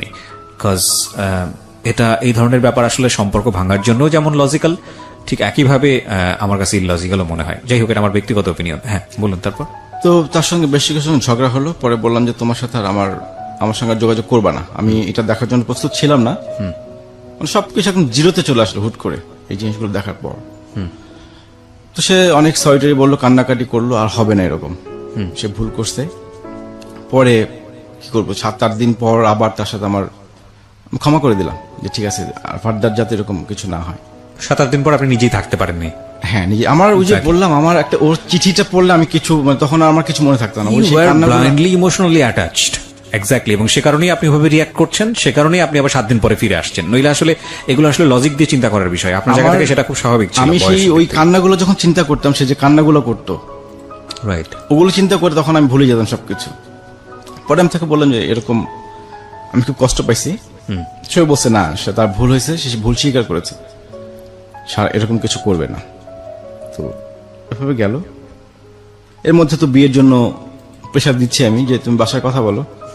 আমার বাসা থেকেও চাপ দিচ্ছে যে কি ব্যাপার, বিয়ে করছো, বউ উঠে নিয়ে আসো এখন। এরকম কিছুদিন চলার পর ও আবার ইয়েতে চলে আসে, ইন্টার্নি করার জন্য 3 মাস ঢাকায় থাকে। আচ্ছা, 3 মাস ঢাকায় থাকে। তো তখন কি আপনি মাঝে মাঝে ওর ফেসবুকে উকি মারতেন এই ঘটনার পরে? পাসওয়ার্ড চেঞ্জ করেছিল এরপরে। ও পাসওয়ার্ড চেঞ্জ করলে তো আরো সন্দেহ হওয়ার কথা। পাসওয়ার্ডটা আপনাকে দেয়নি? আর না, পাসওয়ার্ড আমিও নেইনি, ও দেয়নি। মানে সম্পর্ক তখন ওইভাবে মানে বিশ্বাস চলে এসেছিল যে না, ও এরকম কিছু করবে না। আচ্ছা, এরকম কিছু করবে না। আচ্ছা, আপনাকে আমি একটা প্রশ্ন করি। জি। সেটা হলো যে এই পাসওয়ার্ডটা যে দুইজনের একই রকমের পাসওয়ার্ড ছিল ফেসবুকের, জি, এটা কি আপনি মনে করেন সম্পর্কের জন্য ঠিক? মানে আজকালকার যুগে অনেকেই এটা করে। এটা অনেকের জন্য ঠিক না। আমি বেসিক্যালি মনে করি, আমি শুধু জানতাম, কিন্তু আমি কিন্তু ঢুকতাম না কখন। আমি কখন ব্যক্তিগতভাবে পছন্দ করি না যে আরেকজনের ইয়েতে ঢুকা, কিন্তু আমার জাস্ট একটু সন্দেহ হয়েছিল দেখে আমি তখন ঢুকেছিলাম জিনিসটা, যে আসলে ব্যাপারটা কি। না, সেটা তো আপনি সন্দেহ হয়েছিল বলে ঢুকেছেন। তা পাসওয়ার্ড আমি ব্যক্তিগতভাবে যদি বলি, এটা রাখা ঠিক না। কেন ঠিক না? এটা একজন মানুষের ব্যক্তিগত ব্যাপার, সে ইয়ে করতে। কিন্তু আমরা ভালোভাবে এখন বাসি কাউকে, তখন তো তার ব্যক্তিগত বলে কোনো কিছু থাকে না, আমরা সব বিষয় ইন্টারফেয়ার করতে চাই। সব বিষয় সেই হিসাবে আমাদের পাসওয়ার্ডটা চেঞ্জ করা হয়, মানে একই পাসওয়ার্ড ছিল আমাদের। যে আমি সেটা একটা বিগ মিস্টেক আমরা মনে করি। সেরকম কিছু করছি না, আমার পাসওয়ার্ড জানার অসুবিধা কোথায়? একটা জিনিস মনে রাখবেন, যারা এখানে শুনছেন, যারা ভালোবাসেন এবং যাদের পাসওয়ার্ড এক, তাদের সবার প্রতি সম্মান রেখেই বলছি, ভালোবাসেন, ভালোবাসার প্রতি শ্রদ্ধা আছে, কিন্তু ভালো এমন ভাবে বাইসেন না যাতে একজনের নাক আরেকজনের, মানে আমি আসলে কিভাবে বোঝাবো ঠিক বোঝাতে পারছি না। মানে ইন্টিমেসিটা এমন জায়গায় নিয়ে যায় না যেখানে কোনো ব্রিদিং স্পেস নাই। ওই ব্রিদিং স্পেস না থাকলে গ্রো করা যায় না, একটা সময় মরে যায়। হ্যাঁ, তো প্রত্যেকটা মানুষেরই ব্যক্তিগত আছে। আপনি যেটা বিশ্বাস করেন আর না করেন সেটা আপনার বিষয়। আপনি হয়তো আপনার সাইড থেকে মনে করতে পারেন, না না, আমার গার্লফ্রেন্ড কখনোই এরকম হতে পারে না, আমি তাকে এত ভালোবাসি। একইভাবে হয়তো বা গার্লফ্রেন্ড তার বয়ফ্রেন্ড সম্পর্কে এই ইমপ্রেশনটা রাখছে, এই ইমপ্রেশনটা রাখেন, রেসপেক্ট রাখেন, বাট আমি মনে করি এই রাখার জায়গাটা থেকে একটা দূরত্ব রাখেন। কারণ দরকার কি, যেটা হয়তো এক ঝলক দিয়েই হয়তো বা সামনে থেকে হারিয়ে যাবে, সেটাকে জীবনে পার্মানেন্ট করে নিয়ে নিজেদের মধ্যে মানে জটিলতা তৈরি করার প্রয়োজনটা কি? জি হ্যাঁ, তারপর যাই হোক, পরবর্তীতে যখন পাসওয়ার্ড চেঞ্জ করে আমি আর কিছু বলিনি তখন, ঠিক আছে, ওই একজনের ব্যক্তিগত জিনিস না ঘাটাই ভালো। রাইট। কারণ ঘাটতে গিয়ে তার সঙ্গে আমার একটা ব্রেকআপের মতো সিচুয়েশন তৈরি হয়েছিল। পরে আবার তাকে বিশ্বাস করলাম যে না, সেরকম কিছু করবে না। আমার পাসওয়ার্ড আমি চেঞ্জ করি না, আমার পাসওয়ার্ড ওরকমই ছিল, ওকে, যেটা ছিল। এরপর সে 3 মাস ঢাকায় থাকে ইন্টার্নি করার জন্য। ওকে, 3 মাস কন্টিনিউ তাকে আমি সময় দেই বলতে, সে ওর বোনের বাসা তখন মোহাম্মদপুর ছিল। জি। ওখান থেকে তাকে আনা, তাকে অফিস থেকে বাসায় দিয়ে আসা। আমার নামে একটা কমপ্লেন ছিল বান্ধবীদের কাছে, ওর যে আমি নাকি তাকে সময় দেই না। আচ্ছা। টানা 3 মাস আমি তাকে ফুল সময় দিয়েছি। বান্ধবী তো দেখছে আমাকে। এই সকাল থেকে মিরপুর থেকে মোহাম্মদপুর আসতাম, ওকে পিক করে ওকে অফিসে দিয়ে আমি আবার চলে যেতাম অফিসে। আবার বিকেলবেলা আমি চলে আসতাম, ওকে ওর বাসায় ড্রপ করে আমি বাসায় ব্যাক করতাম। টানা 3 মাস। তারপর ওর 2016 সালে তো এমএস কমপ্লিট করে। 2017-তেও একটা জবে জয়েন করে। আচ্ছা। 2017 একটা প্রাইভেট ভার্সিটিতে সে লেকচারার হিসেবে জয়েন করে। ওকে। তো তারপর ও তো বিয়ের চাপ তো আমি দিচ্ছিলামই, যে বাসায় কথা বলে এখন ও বলতো যে না আগে মাস্টার শেষ হোক, জব করি, তারপরে বলে জব করলে আমার বাসায় আমার একটা আলাদা রকম পাওয়ার থাকবে কথার, তখন আমার কথা বাবা মা শুনবে। যাই হোক, জবে জয়েন করে 2017 সালের মে মাসে, আচ্ছা। মে মাসে জয়েন করে। তারপরেও চাপ দিচ্ছিলাম যে, প্রথমে বললাম যে ট্রিট দিবা কবে, জব উপলক্ষে একটা ট্রিট চাইলাম। তো বললো যে দিব। আমি ট্রিট দিলাম প্রথম দিন। তো বললো যে স্যালারি হোক তারপর ট্রিট দেব। আচ্ছা। তো 2 মাস হয়ে গেল, তো আমি জিজ্ঞেস করলাম কি ব্যাপার, তুমি স্যালারি পাওনি? তো বললো যে হ্যাঁ স্যালারি পাইছি। তো স্যালারি পাইছি, তুমি জানাইলা না আমাকে? এটা তো একটা খুশির খবর, এই এতদিনের একটা রিলেশন, সে প্রথম জব করলো, রাইট। প্রথম একটা স্যালারি পেয়ে, তো সে আমাকে জানানো উচিত ছিল। আমি খুব কষ্ট পাইলাম এই, মানে আপনার হাজবেন্ড হিসেবে সেটা এক্সপেক্ট করতেছেন? হ্যাঁ, যে একটা খুশির খবর এটা, রাইট। যে আমার ওয়াইফ আজকে প্রথম স্যালারি পাইছে, চলো আজকে খাবো। তো সেই ব্যাপারটা আমি খুবই কষ্ট পেলাম। আমি অতটা কষ্ট পাইনি যখন ইয়ে তার চ্যাটিং গুলো আমি জেনে যতটা কষ্ট পেয়েছিলাম, তার চেয়ে বরং এটাতে বেশি কষ্ট। এটাতে আমি কষ্ট বেশি পেয়েছি। এটা আমার একটা এক্সপেকটেশন ছিল যে খুশি হয়ে আমাকে সবার আগে খবর দিবে যে আমি আজকে স্যালারি পাইছি, চলে আসো খাবো একসাথে। এরকম কিছু হয়নি। 2 মাস পর আমি আর তাকে বলিনি কখনো ট্রিটের কথা। তো আস্তে আস্তে দেখলাম যে তার কিছুটা কিপটামি স্বভাব চোখে ধরা পড়লাম 2 মাস পর, চাকরিতে জয়েন করে 2 মাস পর থেকে, যেটা আগে কখনো পড়েনি। আচ্ছা। পড়েনি বলতে আগে কখনো দরকার হয়নি এরকম, কারণ আগে তো যেখানে যেতাম সব খরচ আমি করতাম। তো চাকরিতে জয়েন করার পর আমার একটা এক্সপেকটেশন বাড়লো, এই যে আমরা বিভিন্ন রেস্টুরেন্টে খাই, একদিন তো আমার ওয়াইফ বিল দিতেই পারে, কেউ এখন জব করে, সেরকম একটা আমার এক্সপেকটেশন ছিল। আচ্ছা। তো সেটা সে কখনোই করতো না। তো এই যে তার একটা কিপটামি সব ধরা পড়লো আস্তে আস্তে, এটা ভালো লাগতো না আপনার? আমার ভালো লাগতো না। একদিন তো বিল দিতেই পারে, আমি তো এত বছর দিয়ে আসলাম তাকে, সে যা চাইছে, আর জামা কাপড় এভরিথিং, অনেকগুলো বলে লাভ নাই, যা যা দরকার ছিল। না, ওয়াইফ কিপটে হোক সেটাতে সমস্যা না, কিন্তু হাজবেন্ডের ক্ষেত্রে কিপটে হওয়াটা খারাপ, মানে ভালো না। এটা এটা এটা এটা কোনো হাজবেন্ডই পছন্দ করে না। আমার খুব খারাপ লাগতো এই জিনিসগুলো, কিপটামি নেই। আমি কিপটা পছন্দ করতাম এমনিতেও। দুজনের ক্ষেত্রে কিপটা হবেন না প্লিজ। আমি ওপেন ছিলাম, আমি 2 হাত ভরে খরচ করছি তার জন্য। ওকে। মানে এবং এই যে বিভিন্ন জায়গায় গেছি, সব 5 স্টার হোটেল বলেন, মানে এভরিথিং, আমার এইসব ব্যাপারে কোনো কম্প্রোমাইজ করিনি তার সাথে। তো এইভাবে আস্তে আস্তে তার কিপটামি স্বভাবগুলো ধরা পড়লো। আমি আর কখনো বলি যে ঠিক আছে কিপটা নিয়ে আমার সংসার করতে হবে। আস্তে আস্তে কিপটামিটা চরম আকার ধারণ করতেছে। আমি কি বলতে যাচ্ছি না, বললে আবার বেশি ছোট লোকই দেখা যাবে। না না, বলেন বলেন, আপনার কাছে যেটা যেরকম লেগেছে সেরকমই তো বলবেন, সমস্যা কি? হ্যাঁ। তো একদিন ও বাজার করবে। আচ্ছা। বাজার করবে, তো আগোড়ায় ঢুকলাম দুজনে, ঢুকে দুজন বাজার করছি। ও প্রায় 1700 টাকার বাজার করলো। এর মধ্যে আম্মা ফোন দেয় আমাকে যে আসার সময় 2 ডজন ডিম নিয়ে এসো। তো আমি ওই 2 ডজন ডিম কিনলাম। এখন ডিম কিনে যখন বিল দিব, দুজনে বিল দিতে গেলে তো খারাপ দেখা যায় জিনিসটা, দুজন একসঙ্গে শপিং করলাম, বিল দুজন কিভাবে দেয় আলাদা আলাদা। তোকে বললাম তুমি বিলটা তো আমি দিচ্ছি তোমাকে পরে। তো বিল দিয়ে দিল। তো যখন বাসায় যাও নামার সময় ওকে আমি 200 টাকা দিয়ে দিলাম যে বিলটা রাখো। ও যখন টাকাটা নিল তখন আমি লজ্জায়, মানে আমি লজ্জা পাচ্ছিলাম যেটা কিভাবে নিল সে। অ্যাটলিস্ট তো বলতে পারতো যে টাকাটা লাগবে না। এই ছোট ছোট বিষয়গুলো কিন্তু খুব মারাত্মক, খুব মারাত্মক। এটা তেমন কিছু না 200 টাকা, কিন্তু এটা 2 কোটি টাকার পরিমাণ ক্ষতি। আসলে ভ্যালু নির্ধারণ করা সম্ভব না, আমি যে কারণে এভাবে বললাম তাও, মানে ভেরি ভেরি মানে ভেরি আগলি। এবং আমি বলছি না ওনার ওয়াইফ ওনার ক্ষেত্রে ইনজাস্টিস হয়েছে, বাট এটা সবার ক্ষেত্রেই হয় কম বেশি। দেখবেন যে দুজন মানুষ দুজনকে অনেক ভালোবাসে, কিন্তু দুজন মানুষ যখন একই ঘরের মধ্যে থাকা শুরু করে তখন দেখবেন যে অনেক ভুলগুলো চোখে পড়ে। সো আমরা মনে করি বিয়ে তো করেই ফেলেছি, ঠিক আছে, এবার যেরকম ইচ্ছে সেরকম ভাবে বাঁচি। বিগেস্ট মিস্টেক ওই সময় থেকেই ভাঙন শুরু হয়। সো বিয়ের পরে অন্তত 1, 2, 3, 4 বছর নিজেকে ঘরের মধ্যেও কিছুটা হলেও প্রেজেন্টেবল জায়গাটা রাখা, ইটস ভেরি ইম্পর্টেন্ট। আমি ঘর বলতে শুধু ঘর বোঝাচ্ছি না, আচার আচরণ সব দিক থেকেই বোঝাচ্ছি। হ্যাঁ, তো এটা তো আমি খুব কষ্ট পাইলাম যে আসলে এরকম কেন, অ্যাটলিস্ট না করতে পারতো না, লাগবে না। যত বছর তো আমার পেছনে কম টাকা খরচ করিনি, 200 টাকার। যাই হোক, পরে খুব কষ্ট পেলাম। পরে ওর বান্ধবীকে ফোন দিলাম আমি। ওর বান্ধবীকে ফোন দিয়ে বললাম আচ্ছা একটা এমসিকিউ অ্যান্সার দাও তো। বলে কি ভাইয়া? তোমার বান্ধবী একটা কিপটা, মিতব্যয়ী, হার কিপটা। ওকে বলছেন এটা? ওর বান্ধবীকে। ওর বান্ধবীকে? আছে। আমি বান্ধবীকে বলছি একটা আমাকে এমসিকিউ অ্যান্সার দাও। বলে কি ভাইয়া? যে তোমার বান্ধবী একটা কিপটা, কঞ্জুস, হার কিপটা, মিতব্যয়ী, কোনটার মধ্যে পড়ে? তো বান্ধবী হেসে দিয়ে বলো ভাইয়া সবগুলা। বলে কেন, আপনি জানতেন না? আসলে আমি কি করে জানবো, আমার পক্ষে তো জানা সম্ভব ছিল না। আমি তো কখনো এই অ্যাটিটিউড গুলো দেখিনি, যে এখন খেয়াল করতেছি জিনিসগুলা। ওকে। তো পরে মেনে নিলাম জিনিসগুলো, যে ঠিক আছে কিপটা হলে ভালো, যে আমার অ্যাটলিস্ট সঞ্চয় করতে পারবে, আমার খরচগুলো কমাতে পারবে অ্যাটলিস্ট। আমি আবার একটু খরচ বেশি করি, আচ্ছা, সেই হিসেবে ভাবলাম যেটা কোনো সমস্যাই না। তারপর ও আবার জবে জয়েন করার পর থেকে একটা অনলাইন বিজনেস শুরু করে, ওকে, কাপড় চোপড় করার জন্য। তো আমি বিভিন্ন সময় যেতাম ওর সাথে, শপিং টপিং যেতাম।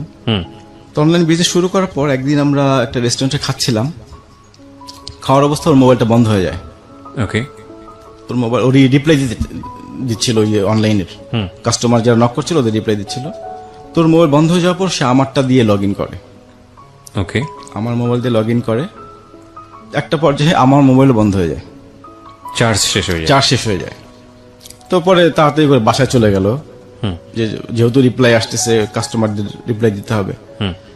ও বাসায় চলে গেল, আমি বাসায় চলে গেলাম। তো বাসায় গিয়ে মোবাইল অন করে কল দিলাম যে বাসায় চলে আসছি আমি। তারপর মেসেঞ্জার একটা মেসেজ আসলো, মেসেজটা দেখলাম, দেখি যে আমি চিনি না, ভাবছি আমার মেসেঞ্জার। ওর মেসেঞ্জার ওপেন হয়েছিল, ওর মেসেঞ্জার আপনার মোবাইলে ওপেন, আমার মোবাইল ওপেন। ওই যে ও তখন রিপ্লাই দিচ্ছিল ওকে মেসেঞ্জারে। তো যে রিপ্লাইটা দেখলাম, মানে খুব ওটা আরো ভয়াবহ আমার চোখে যেটা পড়লো। একটা ছেলে ওকে নক দিয়েছে নোংরা ভাষায়। ছেলেটা মানে ছদ্মনামে ফেসবুকে আছে, ওর কোনো মিউচুয়াল ফ্রেন্ডের নেই। তো একটু উপরের দিকে উঠলাম, দেখি যে নোংরা যত ভাষা আছে ওর শরীরের বর্ণনা যেভাবে দিল, আরো উপরের দিকে উঠলাম আস্তে আস্তে। উপরে উঠে যেটা দেখলাম, একটা ছেলে ওকে 2016 সাল থেকে ব্ল্যাকমেইল করতেছে। কিরকম ব্ল্যাকমেইল করতেছে? ওই ছেলের কাছে ওর কিছু ছবি আছে এবং কিছু ভিডিও ক্লিপস আছে ওই ছেলেটার কাছে। এইটা নিয়ে সে ওকে ব্ল্যাকমেইল করতেছে। ও যেখানে দেখা করতে বলতেছে সেখানে যাচ্ছে, যেভাবে বলতে সেভাবে সেই রিপ্লাই দিচ্ছে মেসেজের। Big situation. প্রিয় শ্রোতা, আমরা বিরতি নেব এই পর্যায়ে। ছোট্ট একটা যা ভেবেছিলাম গল্পটা অন্যদিকে চলে যাচ্ছে। অ্যান্ড ডোন্ট ওয়ারি, কজ আমি সবসময় একটা কথা বলি যে প্রত্যেকটা জীবন গল্পই আমাদের কিছু না কিছু শেখায়। সো আপনি যদি পুরো গল্পটা মনোযোগ দিয়ে শোনেন শেষ পর্যন্ত, অফকোর্স আপনি লেসনের জায়গা থেকে কিছুটা পাবেন, যেটা আপনার জীবন সুন্দরভাবে গড়তে সাহায্য করবে। আমি খুব খুশি হই যখন দেশের বিভিন্ন প্রান্ত থেকে মানুষজন আমাকে নক করেন, ইনবক্স করেন, কিংবা আমার সঙ্গে এসে দেখা করেন, এসে যখন বলেন যে ভাই এই গল্পটা আমার জীবনটাকে পাল্টে দিয়েছে। আমার কাছে মনে হয় যে পৃথিবীতে এর চেয়ে বড় পাওয়া আর কিছু হতে পারে না। এটা অনেক বড় পাওয়া। বিকজ দেখেন, আমি খুব ক্ষুদ্র একজন মানুষ। আমি শুধু একটা গল্পকে প্রেজেন্টেবল করার জন্য আমার কিছু ক্যারিশমা ইউজ করি, এবং সেই গল্পটা প্রচার হওয়ার পরে যদি একটা মানুষের জীবন সুন্দর পথে আসে, একটা মানুষ যদি ভুল পথ থেকে সরে আসে, একটা মানুষ যদি নিজের জীবনে সুন্দর একটা অর্থ খুঁজে পায়, সেটা নিঃসন্দেহে আমাদের জন্য অনেক বড় পাওয়া। এই যে গল্পটা চলছিল, যখন বিরতিতে ছিলাম, মাঝখানে জসিম আমাকে ফোন দিয়েছিল। জসিমের কথা আপনারা নিশ্চয়ই জানেন, যে জসিম হচ্ছে আমাদের এখানে এমন একটা জীবন গল্প। সে বলেছিল যে সে রিক্সা চালক থেকে কিভাবে কোটিপতি হয়, আমাদের ইউটিউবে আছে, অনেকেই শোনেন ওটা। জসিম ফোন দিয়ে বলে যে ভাই আমার তো জীবন নাজেহাল হয়ে যাচ্ছে। কেন? প্রতিদিন অন্তত 10-12 জন দেখা করতে আসে। আজকে সকালবেলা সে চট্টগ্রাম থেকে নাকি একজন এসছে, ভোরের যখন আজান দিয়েছে তখন তাকে ফোন দিয়েছে। এবং এই ভদ্রলোকটা এমন যে উনি কাউর প্রতি বিরক্ত হন না। আমি বললাম যে ভাই আপনি তাহলে সবাইকে বলেন যে এই কটার পরে আপনি কথা বলবেন। বলে ভাই 8 থেকে 900 জন লোক এখন পর্যন্ত আমার সঙ্গে দেখা করেছে, এবং এটা র্যান্ডমলি হচ্ছে, বিকজ ইউটিউবে এটা আমাদের এখানে এপিসোডটা আছে, প্রতিদিনই কিছু না কিছু মানুষ শোনেন। যেহেতু ঠিকানা দেওয়া আছে, সবাই ওখানে চলে যান। আমি সবাইকে বিনীতভাবে রিকোয়েস্ট করতে চাই, দেখুন উনি একটা বিজনেস করেন এবং উনি একটা প্রতিষ্ঠান চালাতে হয়। আপনারা এমনভাবে ওনাকে ডিস্টার্ব করেন না যাতে করে উনি আপনাদের প্রতি নাখোশ হয়। কারণ হয়তো দেখা করেন ঠিক আছে, বাট ওনার প্রতি এমন আচরণ করেন না, এমনভাবে সময় নিয়েন না যাতে করে উনি নাখোশ হয়। ওনার একটা সময় খারাপ লাগা শুরু হবে। ঠিক আছে? তো এই কথার এই কারণেই বলছিলাম যে এই অনুষ্ঠানগুলোর শক্তি অনেক, পাওয়ার অনেক, একেবারে দেশের প্রত্যন্ত অঞ্চল পর্যন্ত যায়। এবং এই অনুষ্ঠানগুলো যদি আপনার জীবনটাকে সুন্দর পথে আনতে পারে, সেটা নিঃসন্দেহে আমাদের জন্য অনেক বড় পাওয়া। আমরা ছোট্ট একটা বিরতি নেব। বিরতি নেবার আগে আপনাকে যেটা আরো একবার বলতে চাই, সিচুয়েশন যখন একটু করা, যখন মন বসে না কোনো কাজে, তখন মন ঠিক করতে মুখ দিতে পারেন কাঁচা আমের স্বাদে। Pran mister mango candy, good mood guaranteed. শুনছেন মিস্টার ম্যাঙ্গো ক্যান্ডি প্রেজেন্টস জীবন গল্প। ছোট্ট একটা বিরতি শুনছেন আরজি কিবরিয়ার সাথে মিস্টার ম্যাঙ্গো ক্যান্ডি প্রেজেন্টস জীবন গল্প।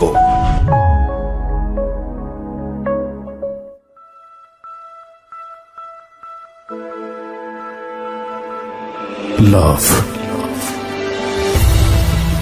hate, challenge, motivation, lies, truth, impossible, virtue,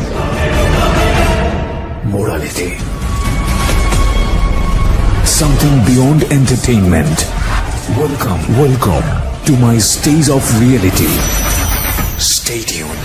Sunday and Wednesday with me RJ Kibriya, only on Dhaka FM 90.4.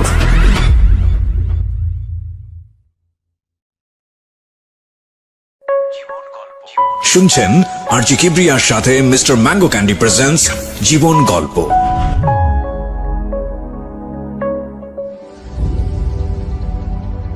Welcome back once again প্রিয় শ্রোতা, আপনারা শুনছেন মিস্টার ম্যাঙ্গো ক্যান্ডি প্রেজেন্টস জীবন গল্প। আমি আরজি কিবরিয়া আপনার সঙ্গে রয়েছি। আমি কথা না বাড়িয়ে আমার যিনি গেস্ট আজকে এখানে আছেন, জি আপনার নামটা আমি ভুলে গেছি, আরেকবার যদি নামটা একটু আমার নাম মোহাম্মদ জায়েদ হোসেন। জায়েদ হোসেন। আমি জায়েদের কাছে আবার রেখেছি। জায়েদ, যেখানটায় আপনি ছিলেন যে আপনি ইনবক্স এগুলো চেক করে পেলেন, ইনবক্স চেক করে দেখলাম 2016 সাল থেকে একটা ছেলে তাকে ব্ল্যাকমেইল করছে।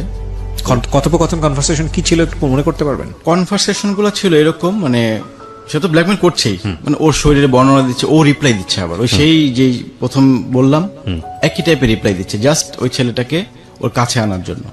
এটা কি বোঝা যাচ্ছে ওদের কথাবার্তা শুনে? হ্যাঁ, বোঝা যাচ্ছে। এবং বলছে যে তুমি এখানে যদি না আসো আমি তোমার এটা ফ্ল্যাশ করে দিব, ফ্ল্যাশ করে দিবে, ফেসবুকে পাবলিশ করে দিবে, ভার্সিটিতে পাবলিশ করে দিবে। ওই ছেলেটা ভার্সিটির, আমি যতটুকু বুঝতে পেরেছি, এবং সে আমাকেও চিনি। কোন ভার্সিটির? মানে ওই একই বিশ্ববিদ্যালয়, একই ভার্সিটির, একই ভার্সিটির, এবং আপনাকেও সেই ছেলেটা চেনে? আমাকেও সে চিনে, এবং আমার নামও নোংরা কথা বলছে যে জায়েদ ভাই তো খুব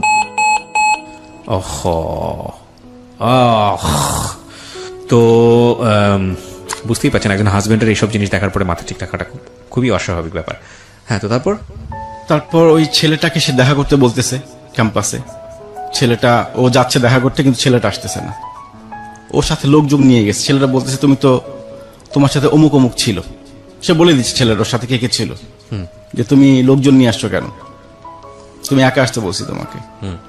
এভাবে ওখানে একটা আমবাগান নামে জায়গা আছে, ও আমবাগানও দেখা করতে বলছে। সে আমবাগানও গেছে ছেলে পেলে নিয়ে, মানে ওর পাশে ছেলে পেলে ছিল, কিন্তু সেই ছেলেরা সবই জানতেছে ও কি করতেছে। এভাবেই তার সাথে অনেক নোংরা নোংরা কথাবার্তা সে মাঝখানে রিপ্লাই দিছিল, এবং এই সেই স্ক্রিনশট গুলো নিয়ে ও বিভিন্ন জনকে দিচ্ছে যে ছেলেটাকে দেখার জন্য, এই ছেলেটাকে চিনে কিনা। ওখানে নোংরা ভাষা ছিল। তো আমার কথা হচ্ছে যে মানে ও কি ছেলেটাকে চিনতো না? ও চিনতো না ছেলেটাকে। ছেলেটা ছদ্মনাম ইউজ করতেছে। আচ্ছা আচ্ছা, ছেলেটা ছদ্মনাম ইউজ করতেছে, এবং ওর কোনো মিউচুয়াল ফ্রেন্ডও নাই। সে একটা মানে ফেক আইডি দিয়ে তার সঙ্গে এইভাবে কথোপকথন চালিয়ে যাচ্ছে। কিন্তু ও তো খুব ভালো করে বোঝার কথা যে এই ছবিগুলো কাকে দিয়েছে না দিয়েছে সেটা সে বুঝে, মানে বের করার খুব চেষ্টা করছে। তার মানে ও যদি না বের করতে পারে তাহলে আমার বিষয়টা এরকম ছিল যে ও র্যান্ডমলি অনেকের সাথে বিষয়গুলো করতো, আমি গেস করছি, আমার ধারণা। নইলে তো ওর যদি একজন দুজনের সঙ্গে করে থাকে তাহলে তো ডেফিনেটলি বের করে ফেলার কথা, কিন্তু যদি র্যান্ডমলি হয়ে থাকে তাহলে হয়তো বের করতে পারবে না, এটাই স্বাভাবিক। ওকে, তারপর তো এভাবে তার মাথা নষ্ট দেখলাম। ওই ছবিগুলো সে কিভাবে উদ্ধার করবে, থানায় জিডি পর্যন্ত করছে সেইটার জন্য। আপনি কিভাবে বুঝলেন? ওখানে করছে, লেখা আছে, জিডি স্ক্রিনশট পাঠিয়েছে। হ্যাঁ, জিডি স্ক্রিনশট পাঠিয়েছে যে জিডি করছে থানাতে। তা আমি বললাম এত কিছু আমি জানি না। পরে আমি ফোন দিলাম, এই ছেলেটা কে? ওই ছবিগুলো কি ওখানে ছিল যে ছবিগুলো পাঠিয়েছে? না, ছবিগুলো ছিল না। ছবিগুলো ছিল, কিন্তু ওর বডির খুব নোংরা ভাষায় বর্ণনা ছিল। এই স্ক্রিনশট গুলো সে আবার বিভিন্ন বড় ভাইদের দিচ্ছে যে এই ছেলেটাকে বের করার জন্য, ছেলেটা কে হতে পারে। তখন কিছু নোংরা ভাষা টাষা ছিল। তো ওগুলো আমার কথা, একটা জিনিস 5 জন দেখতেছে, দেখে কি ধারণা করতেছে এই জিনিসগুলো নিয়ে। তো সবাইকে স্ক্রিনশট পাঠানোর দরকার নেই। তোকে প্রথমে বললাম এই ছেলেটা কে। যখনই ছেলেটা কে জিজ্ঞেস, তখন সে তেলে বেগুনে জ্বলে উঠছে, চোরের মতো আমার মেসেঞ্জারে ঢুকছো কেন? তো আমরা ইচ্ছা করে ঢুকে, তোমার মেসেঞ্জার ওপেন হয়েছিল আমার মোবাইলে, সেই জন্য ঢুকছে, এক্ষুনি লগ আউট করো। আমি তোমার অ্যান্সার পেলাম না, এই ছেলেটা কে? সে আমাকে কোনো অ্যান্সার দেয়নি ওই সময়। পরে আমি তো আবার আমার এবার ফাইনালি ব্রেক। এরপর তো তোমার সাথে আমার যোগাযোগ রাখার কোনো দরকারই হয় না। এর আগে একটা ঘটনা ঘটছে, মাফ করে দিয়েছিলাম, আমার একটা পাস ছিল শেষ, কিন্তু এবার তো মাফ হবে না। তো ব্রেকআপ একদম ওর সাথে ফাইনালি ব্রেকআপ। এখানে ব্রেকআপ করার সুযোগটা কই? আপনার যেহেতু ওয়াইফ শেষ, তাহলে আপনি ডিভোর্স দিতে পারেন। ডিভোর্স, ওইটাই ব্রেকআপ, ডিভোর্স, যে তুমি পেপারস পেয়ে যাবা। আচ্ছা, আমি তোমাকে পেপারস পাঠিয়ে দেবো। আচ্ছা, ব্যাপারটা তাই।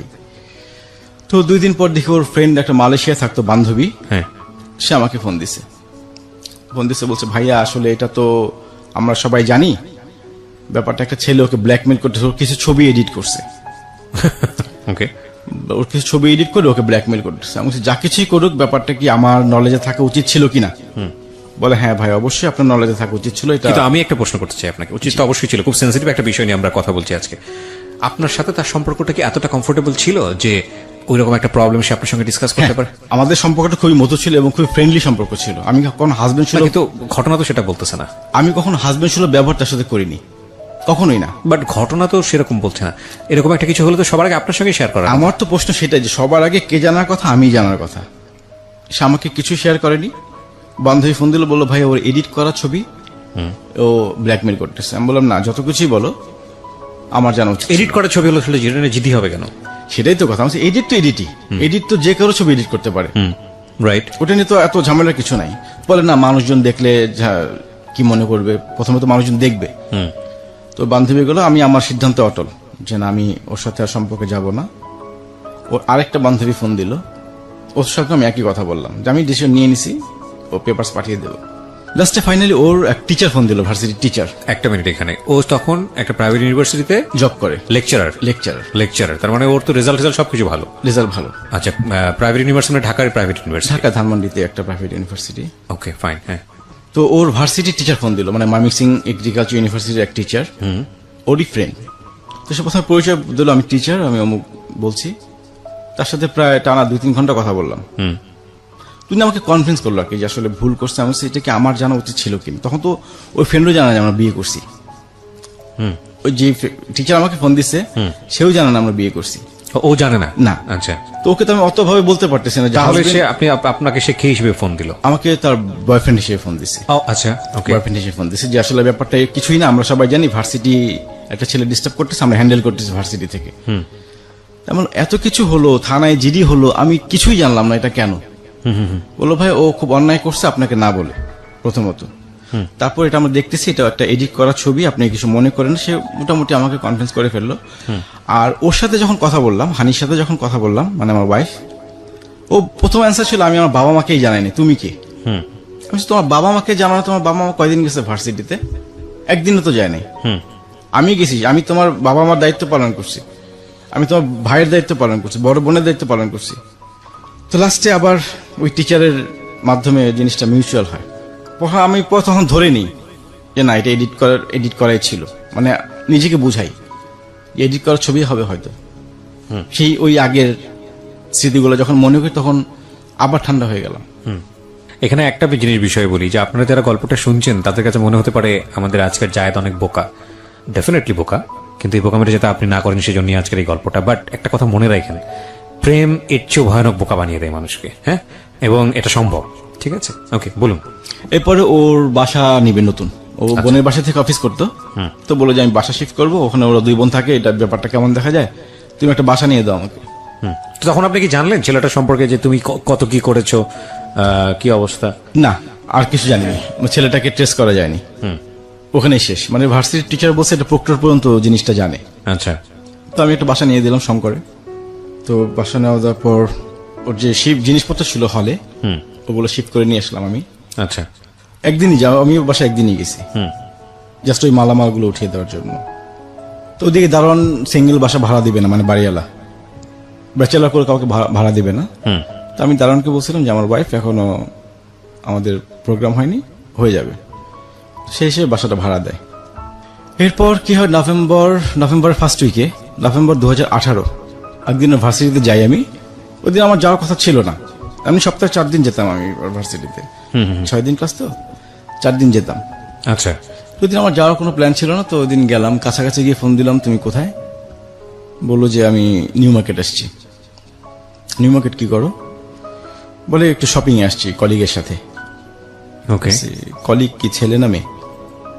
বলে দাদা, এই রিপ্লাইটা দিল। ঠিক আছে তাহলে থাকো, আমি আসতেছি, নিউ মার্কেটে আসতেছি, তোমরা ওয়েট করো, আমি একসঙ্গে ব্যাক করবো। ওকে। তোরা ওয়েট করে, ইয়েতেই স্টার কাবাবে ওয়েট করে। আমি গেলাম, গিয়ে দাদার সাথে পরিচয় হলো, ওখানে কাবাব টাবাব খেলাম। খেয়ে বিল তো আমি আজীবন দিয়ে আসছি, তা আমিও বিল বের করবো। এমন সময় আমার ওয়াইফ বলতেছে যে বিলটা দিয়ে দাও। আগ বাড়িয়ে বললো জিনিসটা, বিল তো আমি দেবো। তো বিল দিয়ে চলে আসলাম। বলতেছি কারণ আছে একটা, বিলের কথাটা পরবর্তীতে ক্লিয়ার হবে। জি। তো ওকে নামিয়ে দিয়ে পর দাদাকে নামাইতে গেলাম বাসায়। দাদার ওখানে দাদা আবার অফার করলো, চায়ের অফার করলো, আসছেন চা খেয়ে যান। দুজনে মিলে চাটা খেলাম, খেয়ে বাসায় চলে গেলাম।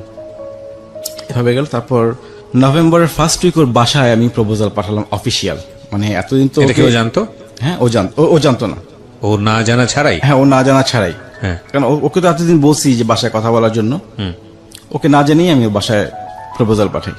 মানে ওদের পরিচিত, যে যাকে পাঠিয়েছিলাম ওর বাবার পরিচিত। তো গিয়ে অফিসিয়ালি বিয়ের প্রপোজাল দেয়। তো ওর বাবা আমার কথা শুনে সাথে সাথে রিজেক্ট করে দেয়। ওকে। তিনি বললেন যে না, ছেলে তো ম্যারিড, ছেলে ম্যারিড, এই ছেলের কাছে তো প্রশ্নই আসে না। জানতো যে আপনার বিয়ে হয়েছে? আমার বিয়ে হয়েছে জানতো, ওকে। আমার বিয়ে হয়েছে জানতো। এবং এর মধ্যে আমি স্কিপ করে গেছি একটা, হ্যাঁ। 2015 সালের দিকে ওর বাসায় জানাজানি হয় যে আমার সাথে ওর রিলেশন আছে। তখন ওকে নিয়ে বসে এবং আমার বাসায় আসার কথা ছিল ওদের। ওর দুলাভাই রাজি ছিল, কিন্তু ওর বাবা রাজি ছিল না। আচ্ছা। মানে সবকিছু রেডি যে আমার বাসায় আসবে, এসে প্রপোজাল নিয়ে, এরকম একটা অপশন ছিল, কিন্তু পরবর্তীতে ওর বাবা রাজি হয়নি। তো নভেম্বরের ফার্স্ট উইকে যখন প্রপোজাল দিলেন, তো সাথে সাথে রিজেক্ট করে দিলেন। তো যখন দেখলো যে কোনোভাবেই রাজি না, তখন উনি বললেন যে আসলে ব্যাপার, তখন উনি বলে দিলেন আমাদের বিয়ে ব্যাপারটা, আচ্ছা। যে ওরা তো 3 বছর আগে বিয়ে করছে, এখন তো কি করবেন করেন। তো বিয়ের কথা শুনে ও বাবা বললো ঠিক আছে তাহলে ঢাকা যান, আমি ঢাকা আসতেছি 2 দিন পর, তখন কথা বলবো সাক্ষাতে। তো উনি 2 দিন পর ঢাকা, মানে উনি কোন প্রকার রিয়াক্ট করেনি, ঠান্ডা মাথায় পুরো বিষয়? ঠান্ডা মাথায়, হ্যাঁ। ওকে। তো উনি 2 দিন পর ঢাকা আসলেন। ঢাকা এসে হানি সহ বসলেন, ওদের ফ্যামিলিগত ভাবে, বোন সহ, দুলাভাই সহ। তো হানিকে জিজ্ঞেস করছে যে বিয়ে করছো কিনা। তো হানি বলছে 3 মাস আগে বিয়ে করছি। 3 বছর না বলে 3 মাসের কথা বলছে। তো ওকে বললো যে ঠিক আছে, তোমার চাকরি করার দরকার নাই, তুমি রংপুর চলে আসো, তুমি চাকরি ছেড়ে দাও। আর ওর ছোট বোনকে বললো বড় বোনের বাসায় গিয়ে থাকার জন্য, বাসা ছেড়ে দেওয়ার কথা বললো। ভালো কথা ভেবে চললো কিছুদিন, 1 সপ্তাহ 2 সপ্তাহ চলার পর দেখলাম যে না, ও জব করছে, ওর বোনও ওই বাসায় আছে। তো তখন আমি বললাম তাহলে তোমার বাসা থেকে কি একটা রেজাল্ট আসছে বলো, আমি 1 তারিখে বাসা নিচ্ছি, ডিসেম্বরের 1 তারিখে আমি বাসা নিচ্ছি। হয় এসপার নয় ওসপার, হয় তোমার ফ্যামিলিকে রাজি করাতে পারবা, আদারওয়াইজ তুমি চলে আসবা। ও আর কথা বললো না বাসায় কারোর সাথে, মানে বারবার জিজ্ঞেস করলে জিনিসটা অ্যাভয়েড করে যাবে সবসময়। তো এরপর এভাবে চলার পর এর মধ্যে নভেম্বরের 26 তারিখ ওর বার্থডে। আচ্ছা। তো প্রতি বছর যে দিনটা আমাদের দুজনের জন্য স্পেশাল, বিগত 2010 থেকে কখনো মিস করিনি। জি। এবং ও খুব সারপ্রাইজ পছন্দ করে। তো যথারীতি গেলাম ওর বার্থডেতে। ওর বার্থডেতে যাওয়ার আগে আমাদের একটা প্ল্যান ছিল, ট্যুর ছিল ইয়েতে, কাপ্তাই রাঙ্গামাটি, ওই ফ্রেন্ডরা সহ। তো প্ল্যান করেছিলাম, কিন্তু ও গেল না। ও বললো যে ওর ছুটি নেই, ছুটি ম্যানেজ করতে পারছে না, বলো তোমরা গিয়ে ঘুরে আসো। তো আমরা গিয়ে ঘুরে আসলাম, ও ছাড়া। ফ্রেন্ডের ওয়াইফরা গেল, ওখান থেকে আসলাম, ব্যাক করলাম 25 তারিখে। ইচ্ছা ছিল যে ওখানে ওর বার্থডে পালন করবো 26 তারিখ, তো যেহেতু গেল না 25 তারিখে ব্যাক করলাম ঢাকায়। ব্যাক করে 26 তারিখে ওর জন্য কিছু গিফট কিনলাম, কেক, ফুল কিনে একটা ফাস্টফুডের দোকানে বসলাম। তখনও আসে নাই, ওর আসতে আরো 1 ঘন্টা দেরি। আচ্ছা। ওর ক্লাস ছিল, তো দেরি দেখে আমি জিনিসগুলো ওখানে রেখে গেলাম ওই ফাস্টফুডের দোকানে। ওর ক্যাম্পাসে ওকে ফোন দিলাম যে আমি ক্যাম্পাসে আসছি। ও বের হয়ে আমার হাতে শুধু গিফট দেখে একটু মন খারাপ করলো। ওকে। যে শুধু গিফট, কেক নাই, ফুল নাই। তো রিক্সায়, গাড়ি তো পার্ক করে আসছি আমি যেখানে ছিলাম ওখানে, রিক্সা নিয়ে আসছি। তারপর রিক্সায় বলতেছে যে কি ব্যাপার, কেক আনো নাই? তাই আমি বললাম না, কেক আনা হয়নি, আজকে একটু অন্যভাবে পালন করবো, আমরা পিজা কাটবো। প্রতি বছর তো কেক কাটি, এবার পিজা কেটে আমরা বার্থডে পালন করব। আচ্ছা। তো গেলাম পিজা শপে গেলাম, যখন পিজা অর্ডার দিই তখন সে কান্না করতেছে হাউমাউ করে। আচ্ছা। যে বছরে একটা দিন আসে বার্থডে, এটা তো প্রতি বছর প্রতিদিন হয় না, একটা কেক তো আনতেই পারতা। তো যখন দেখলাম অবস্থা বেগতিক, তখন আমি ওয়েটারকে ইশারা দিলাম, তো ওইটা তখন কেক আর ফুল নিয়ে আসলো। তো তখন সে খুব খুশি হলো যে আসলে হেসে দিল। পরে কেক টেক কেটে রাতে ডিনার করে ওকে বাসায় নামিয়ে দিয়ে আমি চলে আসলাম। তারপর আমি বলতে থাকলাম যে তুমি বাসায় কথা বলো, অ্যাটলিস্ট একটা কিছু জানাও। আমি ডিসেম্বরে বাসা নিয়ে নিছি অলরেডি, ভাড়া বাসা। বাসা থেকে প্রেশার দিচ্ছে আমাকে।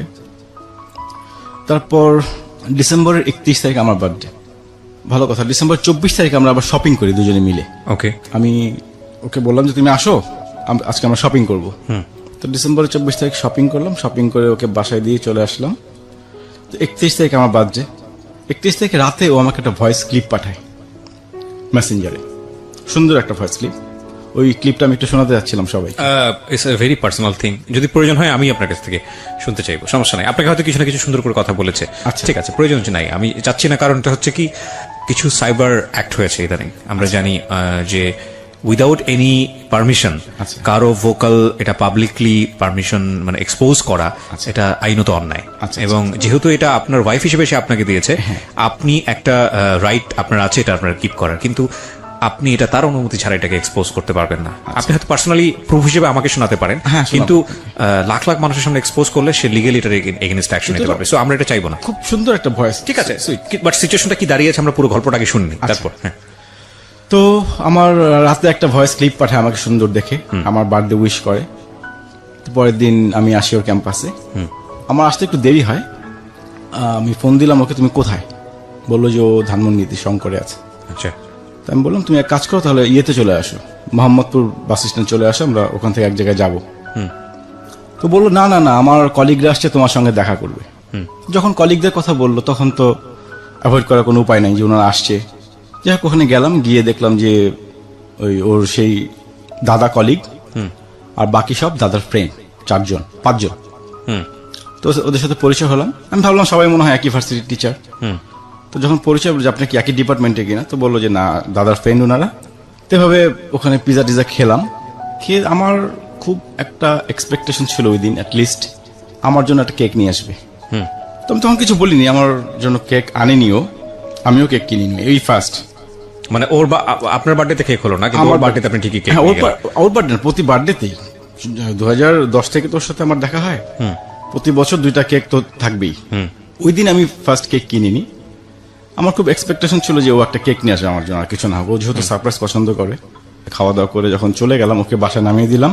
ওকে নামিয়ে দিয়ে ওই দাদার ফ্রেন্ডদের নামিয়ে দিলাম দাদার বাসার সামনে। তো দাদা আবার অফার করলেন চা খাওয়ার জন্য। তো নেমে কিছুক্ষণ আড্ডা মারলাম ওখানে। আড্ডা মারার এক পর্যায়ে দাদা বললো যে আপনার দেরি দেখে আমি তো ম্যাডামের বাসা পর্যন্ত গেলাম ম্যাডামকে আনার জন্য। ঠিক এতটুকুই কথা, আর কোনো কথা না। তো আমি যেতেই পারি, ম্যাডামের বাসায় যাবে ম্যাডামকে আনার জন্য। তো ওখানে চাটা খেয়ে বিদায় নিলাম। তারপর আমার ওয়াইফকে ফোন দিলাম যে তোমার কি গত 26 তারিখের কথা মনে আছে? বলো কেন? আজকে কেকের জন্য তুমি কান্না করতেছিলা। আজকে আমার খুব একটা এক্সপেকটেশন ছিল যে অ্যাটলিস্ট এখন তুমি জব করো, একটা কেক আমি আশা করছিলাম, অ্যাটলিস্ট আর কিছু না হোক একটা কেক তুমি নিয়ে আসবে আমার জন্য। আমি খুব কষ্ট পাইছি ব্যাপারটাতে। তো আমাকে বললো যে আসলে কেক আনতে সে ভুলে গেছে। আচ্ছা, আমি বললাম, তুমি কেক আনতে ভুলে গেছো, আসছো আমার বার্থডেতে, কেক আনতে ভুলে যাও, এটা কেমন কথা? বলে আসলে ভুলে গেছিলাম। তারপর বললাম কি ব্যাপার, দাদা তোমার বাসায় গেছিল নাকি? হঠাৎ করে বললো কি না, দাদা কেন বাসায় আসবে, দাদা তো আমার বাসা চিনিই না। না মানে 4-5 বাসে এই না রিপ্লাইটা দিল, কিন্তু আমার পছন্দ হলো না যে কি ব্যাপার। তো নর্মাল একটা জিনিস, দাদা বাসা আগে নিয়ে আসতেই পারে তাকে। তো টোটালি অস্বীকার করলো যে না, দাদা বাসা চিনে না, যায়নি। তারপর 1 তারিখে কথা হলো ওর সাথে, 2 তারিখে কথা হয়েছে, 3 তারিখে তার সাথে আমার কথা হয়নি। 4 তারিখে সে আমাকে বলতেছে তুমি আমার সঙ্গে আর কখনো যোগাযোগ করবে না, আমার ফ্যামিলি দরকার, আমার বাবা মা দরকার, আমি তোমাকে পেপারস পাঠিয়ে দিচ্ছি। হঠাৎ করে কোনো কথা নাই, বার্তা নাই। তাই আমি ভাবলাম যে কি ব্যাপার, ফান করতেছে মনে হয়। তা আমি কন্টিনিউ ফোন দিয়ে যাচ্ছি, ওর একই কথা, আমার বাবা মা দরকার। আমি তো তোমার বাবা মা আলাদা করিনি, ওনারা আছে, ওনারা থাকবেন, সমস্যা কোথায়? বললো না, আমি তোমাকে পেপারস পাঠিয়ে দিচ্ছি। এভাবে 2 দিন পর দেখি যে ও ফোন ধরে না। ওর বান্ধবীকে ফোন দিলাম, বান্ধবী ফোন ধরে না, কেউই ফোন ধরতেছে না। মানে ওর পরিচিত যাদের নাম্বার ছিল আমার কাছে, কেউই ফোন পিক করতেছে না। একজন পিক করলো, আমার ভয়েস শুনে কেটে দিল। তারপর মেসেঞ্জারে নক করতে যাব, তখন দেখেছি সব ব্লক। ওর যত বন্ধু বান্ধব ছিল আমার সাথে অ্যাড করা, প্রত্যেকেই ব্লক। তো কন্টিনিউ যোগাযোগ করার পর আমি বললাম তুমি তো আসলে এটা কি করতেছো? বলছে না, তার ডিসিশন ফাইনাল, সে পেপারস পাঠাবেই। ওকে, ঘটনাটা ক্লাইম্যাক্স সিচুয়েশনে চলে গিয়েছে। আসলে পেপারস পাঠাবে নাকি পাঠায়নি নাকি পাঠিয়েছে বা জীবনটা আসলে কোন দিকে ঘুরছে সেগুলো নিয়ে একটা বড় ধরনের প্রশ্ন থেকে যায়। বাই দ্য ওয়ে, আমি কিন্তু একটা বিষয় আপনাদেরকে শুরু থেকেই বলার চেষ্টা করছিলাম, গ্যাপ পাচ্ছিলাম না বলে বলিনি। বিরতিতে যাওয়ার আগে বলতে চাই, আমরা কিন্তু এখন থেকে আমাদের এই যে অনুষ্ঠানটি চলে সেটার কিন্তু ভিডিও ফুটেজ দেই হচ্ছে আমার পার্সোনাল যে ইউটিউব চ্যানেলটি আছে সেখানে। সো আপনারা যদি সাবস্ক্রাইব করতে চান অবশ্যই চলে আসবেন, এই মুহূর্তে চলে আসবেন, সাবস্ক্রাইব করতে হবে এবং নোটিফিকেশনটা অন রাখতে হবে। আমার যে পার্সোনাল ইউটিউব চ্যানেলটি আছে সেখানে অ্যাড্রেস বারটি আমি বলছি www.youtube.com/rjkibriafm, RJKEBRIAFM। ওখানে গিয়ে সাবস্ক্রাইব বাটনে ক্লিক করে নোটিফিকেশনটা অন রাখবেন, তাহলে আপনি আমাদের জি পেপারস পাঠিয়ে দেবে। তারপর তো পেপারস পাঠায়, এর মধ্যে ওর বান্ধবীকে ফোন দিলাম, আর একটা বান্ধবী সে ফোনটা ধরলো, আমার নাম্বার দিয়ে ফোন দিয়েছিলাম। যখন আমার নাম পরিচয় দিলাম তো বললো যে ভাই আপনি বিয়ে করেন তো তাড়াতাড়ি, অন্য কোথাও বিয়ে করার কথা বলতেছে। কি বলতেছে ওগুলা, এতদিনের রিলেশন, মানে সমস্যাটা কি? আমার বান্ধবী তোমাকে পেপারস পাঠাবে, বলছো বাদ দেন। জাস্ট এতটুকু বলে যে বাদ দেন, আপনি তাড়াতাড়ি বিয়ে করেন, আমার বিয়েটাই খাবো। এভাবে আমি কোনো রেজাল্ট পাচ্ছি না যে কেন। ওর ভার্সিটিতে গেলাম ওর সঙ্গে দেখা করার জন্য, তো দেখি যে দেখা করে না আমার সাথে, কোন ফাঁকে বেরিয়ে চলে যায়। আর ওই সিকিউরিটি গার্ডটা আমাকে সবাই চিনে নিচে, কোনো সিনকেটও করতে পারি না যে জোরাজোরি করবো দেখা করতে। তো তারপর জানুয়ারির 18 তারিখে ওর ভার্সিটিতে যাই, গিয়ে ওর পিছে পিছে যাই, মানে ও যখন ভার্সিটি ক্যাম্পাসটা একটু পার হয় তখন বললো না শুনো তোমার সাথে কথা আছে, দাঁড়াও। ও শুনতেছে না, ওর মতো হাঁটতেছে। আমি বলছি, দাঁড়াও তোমার সাথে কথা আছে, কথা তো শুনবা। ও বললো না কোনো কথা নাই তোমার সাথে। যাই হোক সামনে গিয়ে দাঁড়ালাম এক প্রকার। বললো যে বেশি বাড়াবাড়ি করলে কিন্তু আমি পুলিশ ডাকতে বাধ্য হবো। পুলিশ ডাকতে বাধ্য হবা? কি বলতেছো তুমি? চলো তাহলে থানায় চলো, থানায় গিয়ে কথা বলি। তো এই পর্যায়ে তার জোর করেই কিছুক্ষণ কথাবার্তা বললাম। সে বললো যে না, তার একই কথা, সে পেপারস পাঠাবে, তখনও পাঠায়নি। অ্যাটলিস্ট ফাইনালি সে জানুয়ারির 21 তারিখে পেপারস পাঠিয়ে দেয়। তারপর আমি তাকে অনেক অনুনয় বিনয় করছিলাম। কত তারিখে পাঠায়? জানুয়ারি 21 তারিখ 2018। ওকে ওকে। তারপর আমি অনেক অনুনয় বিনয় করছিলাম যে অ্যাটলিস্ট তুমি পেপারসটা পাঠাও, তুমি সময় নাও, আমি তোমাকে বিয়ের জন্য প্রেশার দিব না, সময় নাও, লাগে আর 2 বছর সময় নাও, তুমি চিন্তা ভাবনা করো, কিন্তু পেপারসটা তুমি পাঠাও না। তো যাই হোক সে পেপারস পাঠিয়ে দেয়। সেই পেপারস পাই ফেব্রুয়ারির 12 তারিখে। ওকে। তো বাসায় পেপারস পাওয়ার পর আম্মা ওর বাবাকে ফোন দেয় যে এটা কি করলেন, যে পেপারসটা কেন, ওরা বিয়ে করছে এতদিন ধরে, আমরা তো বসতে পারতাম কোথাও। তোর বাবা বললো যে না, আমার মেয়ে, আমি তো জানি না কিছু, মেয়ে ডিভোর্স দিছে, এটা মেয়ের ব্যাপার, আর ছেলের তো আগে একটা বিয়ে ছিল। আম্মা জাস্ট এতটুকু বললেন যে মেয়ের কি বিয়ে দিবেন না আপনি, কি বলে দিবেন, এতটুকু কথা হলো। এই ফেব্রুয়ারি 14 তারিখে ওর ফেসবুকেও দাদা কিছু ছবি ট্যাগ করে ওকে। আচ্ছা। ওই যে কলিগ একটা পিকনিকে গিয়েছিল তারা, সবগুলো ছবি দাদার সাথে দেখলাম যে একটু ক্লোজ। আমি অতটা কিছু বুঝি না, আমার ফ্রেন্ডকে দেখালাম, ও বললো যে দাদার সাথে মনে হয় কোনো সম্পর্ক টম্পর্ক আছে, ছবিগুলো দেখে আমাকে বললো জাস্ট। আর আমার যতগুলো ফ্রেন্ডই শুনছে যে আমাকে ডিভোর্স দেবে, খালি একটা কথাই বলছে যে নিশ্চয়ই ওর কোনো অ্যাফেয়ার হয়েছে কারোর সাথে। ওকে। অ্যাফেয়ার ছাড়া তো এই রিলেশন ভাঙার কথা না। আমরা ডিভোর্সের জায়গাতে গেলে আসলে এগুলাই চিন্তা করি, কিন্তু কথা হচ্ছে ডিভোর্স দেওয়ার পরে কোনো সম্পর্ক সে মেনটেন করলো নাকি ব্যাচেলর থাকলো নাকি করলো না, নাকি সে অন্য কোনো সম্পর্কে গেল নাকি ভালোতে থাকলো না মন্দে থাকলো, এগুলো নিয়ে আমাদের চিন্তা করাটা উচিতই না। প্রথম কথা হচ্ছে আমি তোমার সঙ্গে ইতি টানতে যাচ্ছি, সো ইতির জায়গাটা হচ্ছে ফাইনালি একটা লিগ্যাল পেপার। জি। এরপরে কি করলাম না করলাম সেটা তো আমার পার্সোনাল লাইফ, কিন্তু আনফর্চুনেটলি আমরা এটা নিয়েই চিন্তা করি যে ও কারোর সাথে বোধহয় সম্পর্ক করবে, এটা করবে। আসলে হয় কি, সম্পর্কটা তো একটা গতির মতো, সো গতিকে তো থাম করে আটকানো যায় না, এটা থামতে একটু সময় লাগে। সো যে কোনো কারণেই হোক আমরা অ্যাডভান্স লাইফে গিয়ে এই ধরনের চিন্তাটা করি, বাট এই চিন্তাটা একদমই ইললজিক্যাল, কিন্তু ন্যাচারালি চলে আসে। আমার একটা অপশনই ছিল যে ডিভোর্সটা কেন, ডিভোর্স দিতেই পারো, তো আমাকে ভালো লাগছে না, আমি তোকে অপশন দিলাম যে আমার বয়স কি বেশি এই জন্য, মানে আমার আবার ডায়াবেটিস ছিল। আচ্ছা। আমার ডায়াবেটিস ধরা পড়ছে, ডায়াবেটিস আছে, ডায়াবেটিস আছে, কিছুদিন আগে ধরা পড়ছে। ও জানে সেটা, ও জেনে একটু মন খারাপ করছিল যে আমার ডায়াবেটিস। তাই বললো আমার ডায়াবেটিস এই জন্য সমস্যা, একটা সমস্যার কথা বলে যাও তুমি, যাতে আমি নিজেকে সান্ত্বনা দিতে পারি যে তুমি কেন যাচ্ছ। তো কোনো কিছু আমাকে বলেনি। পেপারসে কি উল্লেখ করেছে? পেপারসে কিছু উল্লেখ নেই, পেপারস আমার কাছে আছে, পেপারসে কোনো কিছু উল্লেখ নেই, কোনো কারণ ছাড়া ডিভোর্স, কোনো কারণ ছাড়া ডিভোর্স। একটা কারণ তো থাকে পেপারসের মধ্যে, ওখানেও পেলাম না। তারপর ওর বান্ধবীদের সঙ্গে আমি কন্টিনিউ যোগাযোগ করার ট্রাই করলাম যে কেন, কেউ কোনো রিপ্লাই আমাকে দেয়নি। এবং ওদেরকে আমি টেক্সট করেছি যে একটা সময় তো তোমাদের প্রয়োজন, আমি ছিলাম তোমাদের পাশে, হেল্প তো করছি, সেই ইয়েতেও আমাকে একটু হেল্প করো। কিন্তু ওরা সিন করে করে আমার কোনো রিপ্লাই দেয়নি, বা কেউ কোনো ফোন পিকও করেনি। তো আমার তো জানতে হবে ব্যাপারটা কি আসলে। মাথার মধ্যে একটা কোশ্চেনই খালি কাজ করতেছে। ওর যে ফেসবুকের ইমেল অ্যাড্রেস দেওয়া ছিল ওটা আমার ছিল, আমি তৈরি করে দিয়েছিলাম, ওটা আর চেঞ্জ করা নেই কখনো। তো তখন চিন্তা করলাম যে ওর ফেসবুকে ঢুকলে তো কিছু একটা পেতে পারি, নিশ্চয়ই কারোর সঙ্গে জিনিসগুলা শেয়ার করেছে, কেন ডিভোর্স। তো কি করলাম, ওর ইমেল আইডি দিয়ে ফরগট পাসওয়ার্ড দিলাম, দেখি চলে আসলো। তারপর ওর মেসেঞ্জার লক করলাম, লক করে ইমেল আইডি চেঞ্জ করে দিলাম যাতে ও ঢুকতে না পারে ওখানে। আচ্ছা, লক করার পর যে জিনিসগুলো পেলাম, ব্যাপারটা হচ্ছে এরকম যে কেঁচো খুঁড়তে সাপ পাওয়ার মতো অবস্থা, মানে আমি আমার অ্যান্সার পেয়ে গেলাম। তারপর কি করলাম, আমি আমার ওর ফেসবুকে আমাদের কিছু ছবি শেয়ার করলাম, এবং সুন্দর সুন্দর ছবি, যে ছবিগুলো মানে কোনো অড লুকিং না, দুজনের ছবি। আমরা দুজন ঘুরতে গেছি এক জায়গায়, সাগর পাড়ে বসে আছি, তারপরে সিলেট গেছি, নৌকায় ঘুরতেছি, জাস্ট এরকম কিছু ছবি আমি ফেসবুকে শেয়ার করি, ওর ফেসবুকে। ওরটাতে আমারটাতে তো সবাই ব্লক, আমারটাতে দিয়ে তো মানে ওর পাসওয়ার্ড দেখে আপনি কি আইডিটা তখন নিজের দখলে নিয়ে আমি নিয়েছেন? নিজের দখলে নিয়ে নিয়েছি। হ্যাঁ, আচ্ছা। আমি জাস্ট ইমেল অ্যাড্রেস চেঞ্জ করলাম, মোবাইল নাম্বার চেঞ্জ করে। তখন আইডিটা আপনার কাছে? হ্যাঁ, তারপর আমি কিছু ওয়েট করছিলাম যে ও যদি ফোন টোন দেয়, যে অ্যাটলিস্ট ছবি টবি কিছু দিও না। তা আমি করলাম কি, আমাদের যত সুন্দর সুন্দর কাপল ছবি, এবং ক্লোজ ছবি না, জাস্ট সাগর পাড়ে বসে আছি, সিলেটে নৌকায় ঘুরতেছি, এরকম কিছু ব্যাকগ্রাউন্ডের ছবি দিলাম, খাচ্ছি। তো দেখি সবাই খুব সুন্দর কমেন্টস করতেছে ছবির মধ্যে, কবে বিয়ে করলি, হানিমুনে কবে গেলি, কিছুই জানি না।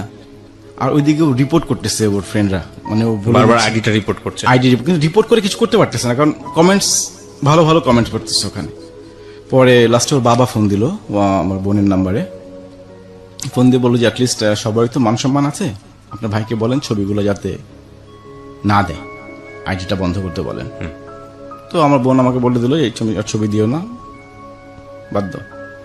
তো আমি পরে আইডি লক করে দিলাম।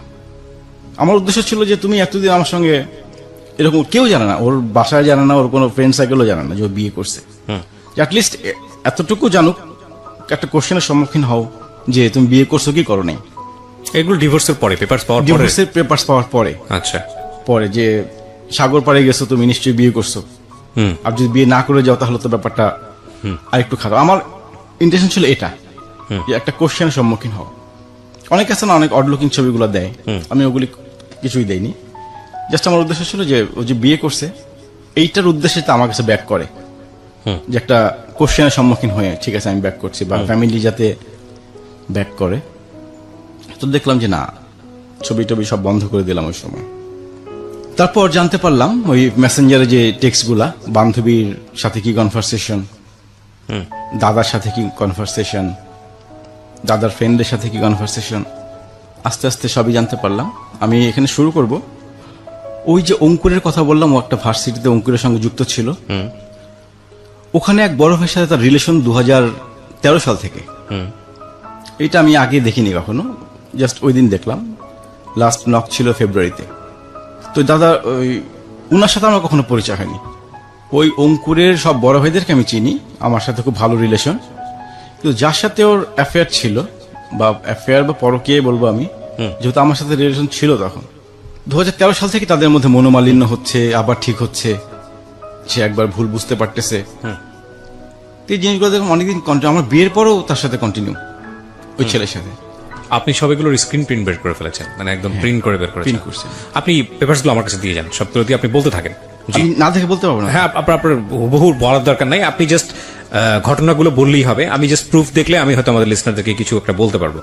খুব বেশি অরুচিকর হলে এগুলো আসলে দেখারও তেমন কোনো ইচ্ছা আমার নাই, কারণ আমরা কারো পরিচয় রিভিলও করিনি এখানে। আপনি জাস্ট আমাকে দেন এগুলো, আমি জাস্ট একটা গ্লান্স আমি বলে যাবো কি ঘটনা ঘটেছে। ওকে, বলুন প্লিজ, বসেন।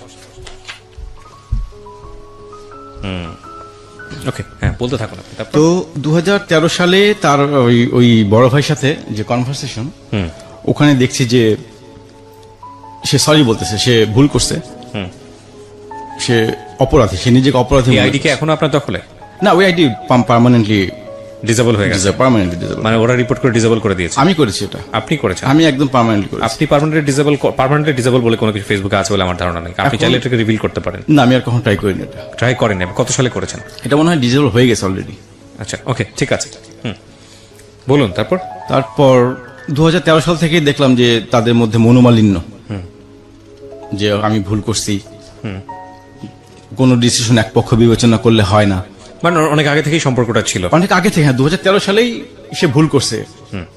তারপর তার সাথে কন্টিনিউ হচ্ছে এরকম কথাবার্তা। আবার একটা অপশন আছে যে কাউকে ভালোবাসলে এভাবে ভালোবাসতে হয়, এটা আমার ওয়াইফের কনভারসেশন আর কি। আর কিভাবে ভালোবাসছে সেটা তো আমি বুঝতে পারতেছি না, যে কিভাবে ভালোবাসলো তাকে। ওকে। তারপর 2014 সালে এসে আবার আমার বিয়ের পরেও সে তার থেকে সরে আসতেছে। ওকে, আমি সেলফিশ, আসলে আমি এতদিন বুঝতে পারিনি, আমি এখন বুঝতে পারছি আমি অপরাধী। কি করলে এই পাপ মোচন হবে আমি তাও জানি না। আমার বিয়ের পরের কনভারসেশন এগুলা, স্টিল নাও তার সাথে যোগাযোগ আছে। এইটা একটা। ওকে। তারপর দাদার সাথে যে কনভারসেশন গুলো দেখলাম, ওগুলো দেখে তো সে আমার সাথে যে কনভারসেশন গুলো করতো ফার্স্ট টাইমে, সেম কনভারসেশন। আরেকবার যদি একটু মনে করিয়ে দিই, এই দাদাটা যেন কে ছিল? দাদা হচ্ছে ওর কলিগ, ওর ভার্সিটির কলিগ, সিনিয়র, এবং দেখতে যথেষ্ট সুন্দর। তো ওই দাদার সাথে কনভারসেশন গুলো দেখলাম, সেই আমার সেম কনভারসেশন, আমার সাথে যে কনভারসেশনে কথা বলতো সেম। আরেকটা মজার ব্যাপার হচ্ছে, দাদার বার্থডে ছিল 30 তারিখে, ডিসেম্বর 30 তারিখ। ওই দিন দাদার আসার উদ্দেশ্য ছিল সে তাদের ইনভাইট করেছিল, ওকে, আমার ওয়াইফ, যে তাদেরকে খাওয়াবে। এটা আমি পরে মেসেঞ্জারে জানতে পারলাম। এবং 29 তারিখে সে দাদার বাসায় ছিল, মানে দাদার বাসা থেকে সে রাত 9:30টার সময় বের হয়, কনভারসেশন সবই আছে, এবং অন্য কেউ যায়নি ওর সাথে। আমি জিজ্ঞেস করলাম কে, মানে ওই দিন গেছিল কেন, কলিগরা মিলে গেছিলাম। কোন কোন কলিগ ছিল নাম বললো, ওনারা একজনও যায়নি। তো এভাবে ওকে জিজ্ঞেস করলাম পরে যে দাদার বাসায় কেন গেছিলা, বললো যে এমনি গেছিলাম, দাদার বাসাটা সুন্দর, আবার যাবে, এরকম বেশ কিছু। তখন তো আর আমার বুঝতে কিছু অসুবিধা হলো না যে আসলে দাদার সাথে সে একটা রিলেশনে জড়িয়ে পড়েছে। এদিকে দাদাও অ্যাপ্লাই করেছে চায়নাতে হায়ার স্টাডিজের জন্য, দাদারটা হয়ে যায়, এবং ওদের প্ল্যান ছিল ওরা একসাথে অ্যাপ্লাই করেছে। আচ্ছা, ওরা একসাথে অ্যাপ্লাই করে চায়নাতে। এগুলো তো আপনি ইনভেন্ট করলেন কবে? ডিভোর্সের আগে? ডিভোর্সের পরে, আমি সব ডিভোর্স পরে জানতেছি। আমি তো ডিভোর্স আগে কিছু ডিভোর্সের পরে জেনেছেন আপনি ফেসবুক ঘেটে? ফেসবুক ঘেটে, জি, মেসেঞ্জার ঘেটে। যে আমার তো জেনে লাভটা কি বলেন তো? জেনে লাভ হচ্ছে পরে আসলে জেনে আমার তো জানতে হবে যে ডিভোর্সটা কেন, আমার ফলটা কি। ঠিক আছে, হ্যাঁ, আমার কি ফল্ট, আমি কি করলাম, এতদিন তুমি আমার সাথে সম্পর্ক করলা, আজকে একটা বিনা কারণে চলে যাবা, একটা কারণ দেখিয়ে যেত আমাকে। ওর বান্ধবীর সাথে কনভারসেশন গুলো দেখলাম, ওখানেও কোনো কজ নাই কেন আমাকে ছাড়ছে। ওকে, যে আমাদের মধ্যে সবকিছু ওকে ছিল, আমি ওকে না জানায় ডিসিশন নিছি। এরকম একটা বার তো আমি জানতে পারতাম ডিভোর্সের আগে যে তোমাকে আমার ভালো লাগতেছে না, তোমার সঙ্গে মানাতে পারছি না, কিছুই বলেনি। তো লাস্টে সে এইভাবেই সবকিছু জানলাম যে সেই 2013 সাল থেকেই তার রিলেশন একটা সে করেই যাচ্ছে। তো যাক, নিজেকে সান্ত্বনা দিলাম তখন যে আমি ভালো আছি। তারপর 2018 সেপ্টেম্বরে দাদা চলে যায় চায়নাতে। ওকে, দাদা চায়নাতে চলে যায়, তো ও একটা ভিডিও আপলোড দেয়, টিকটক নামে একটা অপশন আছে, ওখানে সে কাঁদতেছে, চোখে মানে ক্যামেরা চোখের সামনে ধরে কাঁদতেছে আর ভিডিও আপলোড দিচ্ছে। তো একজন কমেন্ট করছে, আমি তো ওটা দেখে আমি খুব করছিলাম যে আমার জন্য মনে হয় কাঁদতেছে। ওকে, তো আমার খুব মন খারাপ হলো ওটা দেখে, যে ও নিশ্চয় এখন আমার জন্য, মানে ডিভোর্সের পরের ঘটনা। ডিভোর্সের পরে ঘটনা, ডিভোর্স তো অনেক পরে, ডিভোর্স তো এটা সেপ্টেম্বরে আপলোড দিয়েছে। মানে নতুন কোন আইডি যেটা খুলেছে সেখানে? নতুন আইডি না, ও টিকটক নামে একটা অপশন আছে ফেসবুকে, ভিডিও আপলোড দেয়, ওখানে 15 সেকেন্ডের একটা করে ভিডিও থাকে। মানে টিকটকে ওর আইডি থেকে? ওর আইডি থেকে। ওই আইডি আপনার জানা ছিল? আমি খুঁজে পেয়েছি আর কি। ওকে, ফাইন। তো দেখি যে ও কাঁদতেছে, ভিডিও আপলোড দিচ্ছে। তো একজন কমেন্টস করছে যে হোয়াট হ্যাপেন্ড। ও রিপ্লাই দিছে যে one of my loving person just left Bangladesh for his higher studies. এটা দেখে আমার মনটা খারাপ হয়ে গেল। তখন দাদার ইয়েতে ঢুকলাম, যে প্রোফাইলে দেখি যে দাদা একদিন আগে চলে গেছে। তা আমার জন্য কোনো ফিলিংস নাই, এখনো সে দাদার জন্য কান্না করে। এই হচ্ছে আমার গল্প, এখানেই শেষ। মানে গল্পটা এখানেই শেষ, আপনি এটা বলতে চাচ্ছেন? জি। কেন বললেন এই গল্পটা? আপনি আগে বলেন। কেন বললাম? রাইট। এই যে একটা মানুষ এসে আমার সাথে যে এতদিন রিলেশন করলো, হ্যাঁ, তারপরে হুট করে চলে গেল।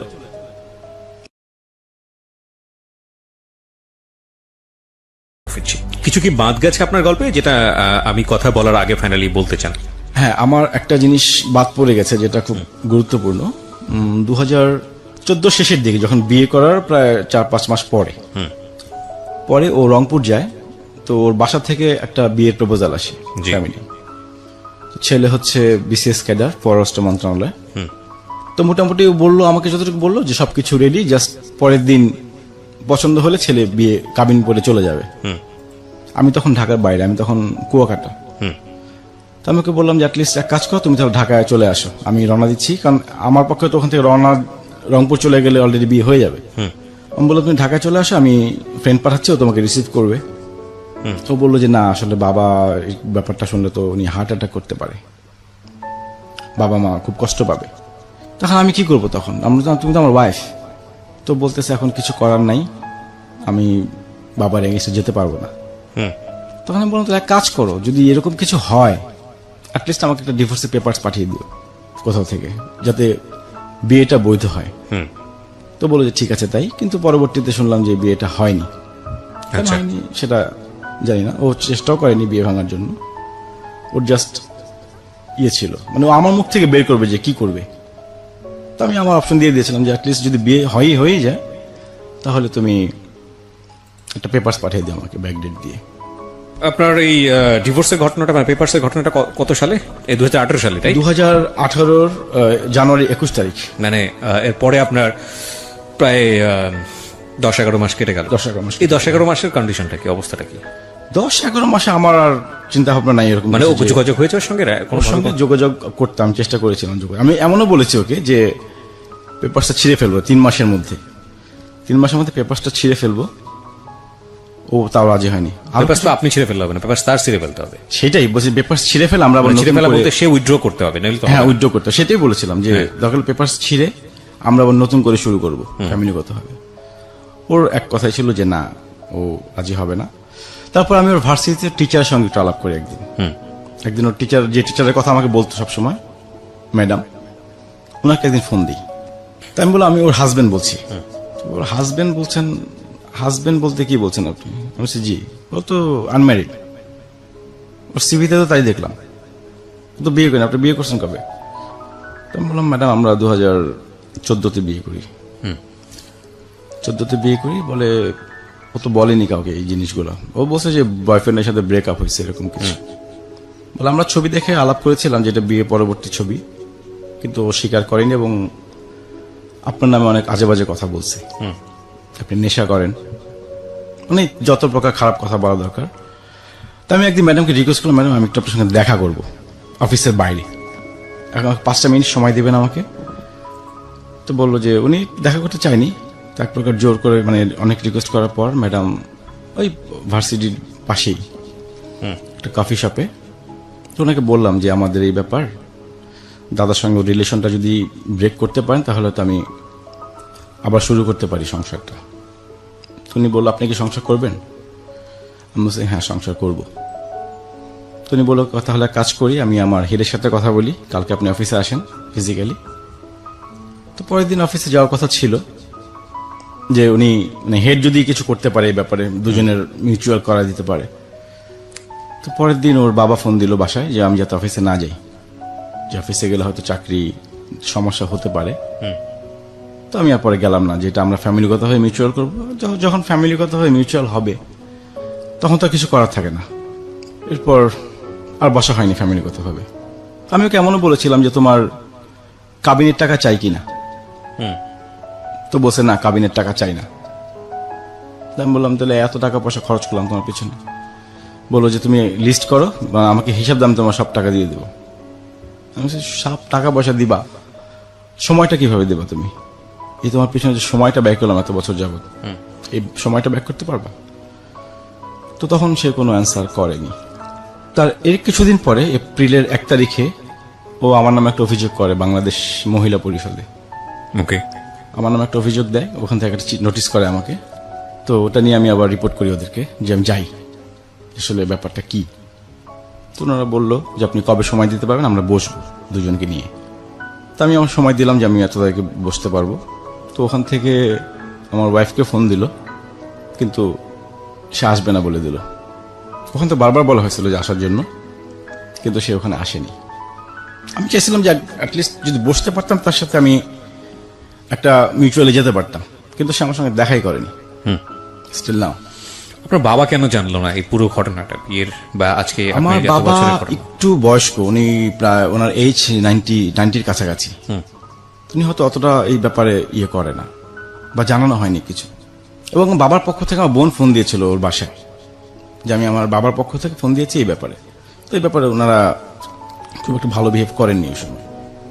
আমিও বাসায় বলেছিলাম অ্যাটলিস্ট বিয়ের ঘটনা যাতে বাসায় না বলো, যে ওনারা দেখতে আসুক, বাসায় আসুক, এসে দেখুক যাতে বিয়ে করেছি এই জিনিসটা যাতে না বলা হয়। আমার বাসা থেকে কখনো বলেনি জিনিসটা। ঠিক আছে, আপনি এবার আমাকে একটু বলেন যে আপনি কেন রেডিওতে এই গল্পটা বা আপনার জীবনের যে ঘটনাগুলো ঘটে গেছে আমার এগুলো বলবেন? আসার একটা কারণ হচ্ছে আজ এই যে ইম্যাচিউর বয়স, মানে মেয়েরা যে ভুলগুলা করে, এটা অনেকের জন্য শিক্ষণীয় জিনিসটা। এই ব্যাপারগুলো যাতে কেউ না করে বা ফ্যামিলির অমতে কেউ যাতে বিয়ে না না, করে। আপনি তো ম্যাচিউর বয়সে ভুল করেছেন। আমি ভুল করেছি ম্যাচিউর বয়সে, সেটা আমার একটা ভুল, কিন্তু ইম্যাচিউর যারা তারাও যাতে ভুলটা না করে।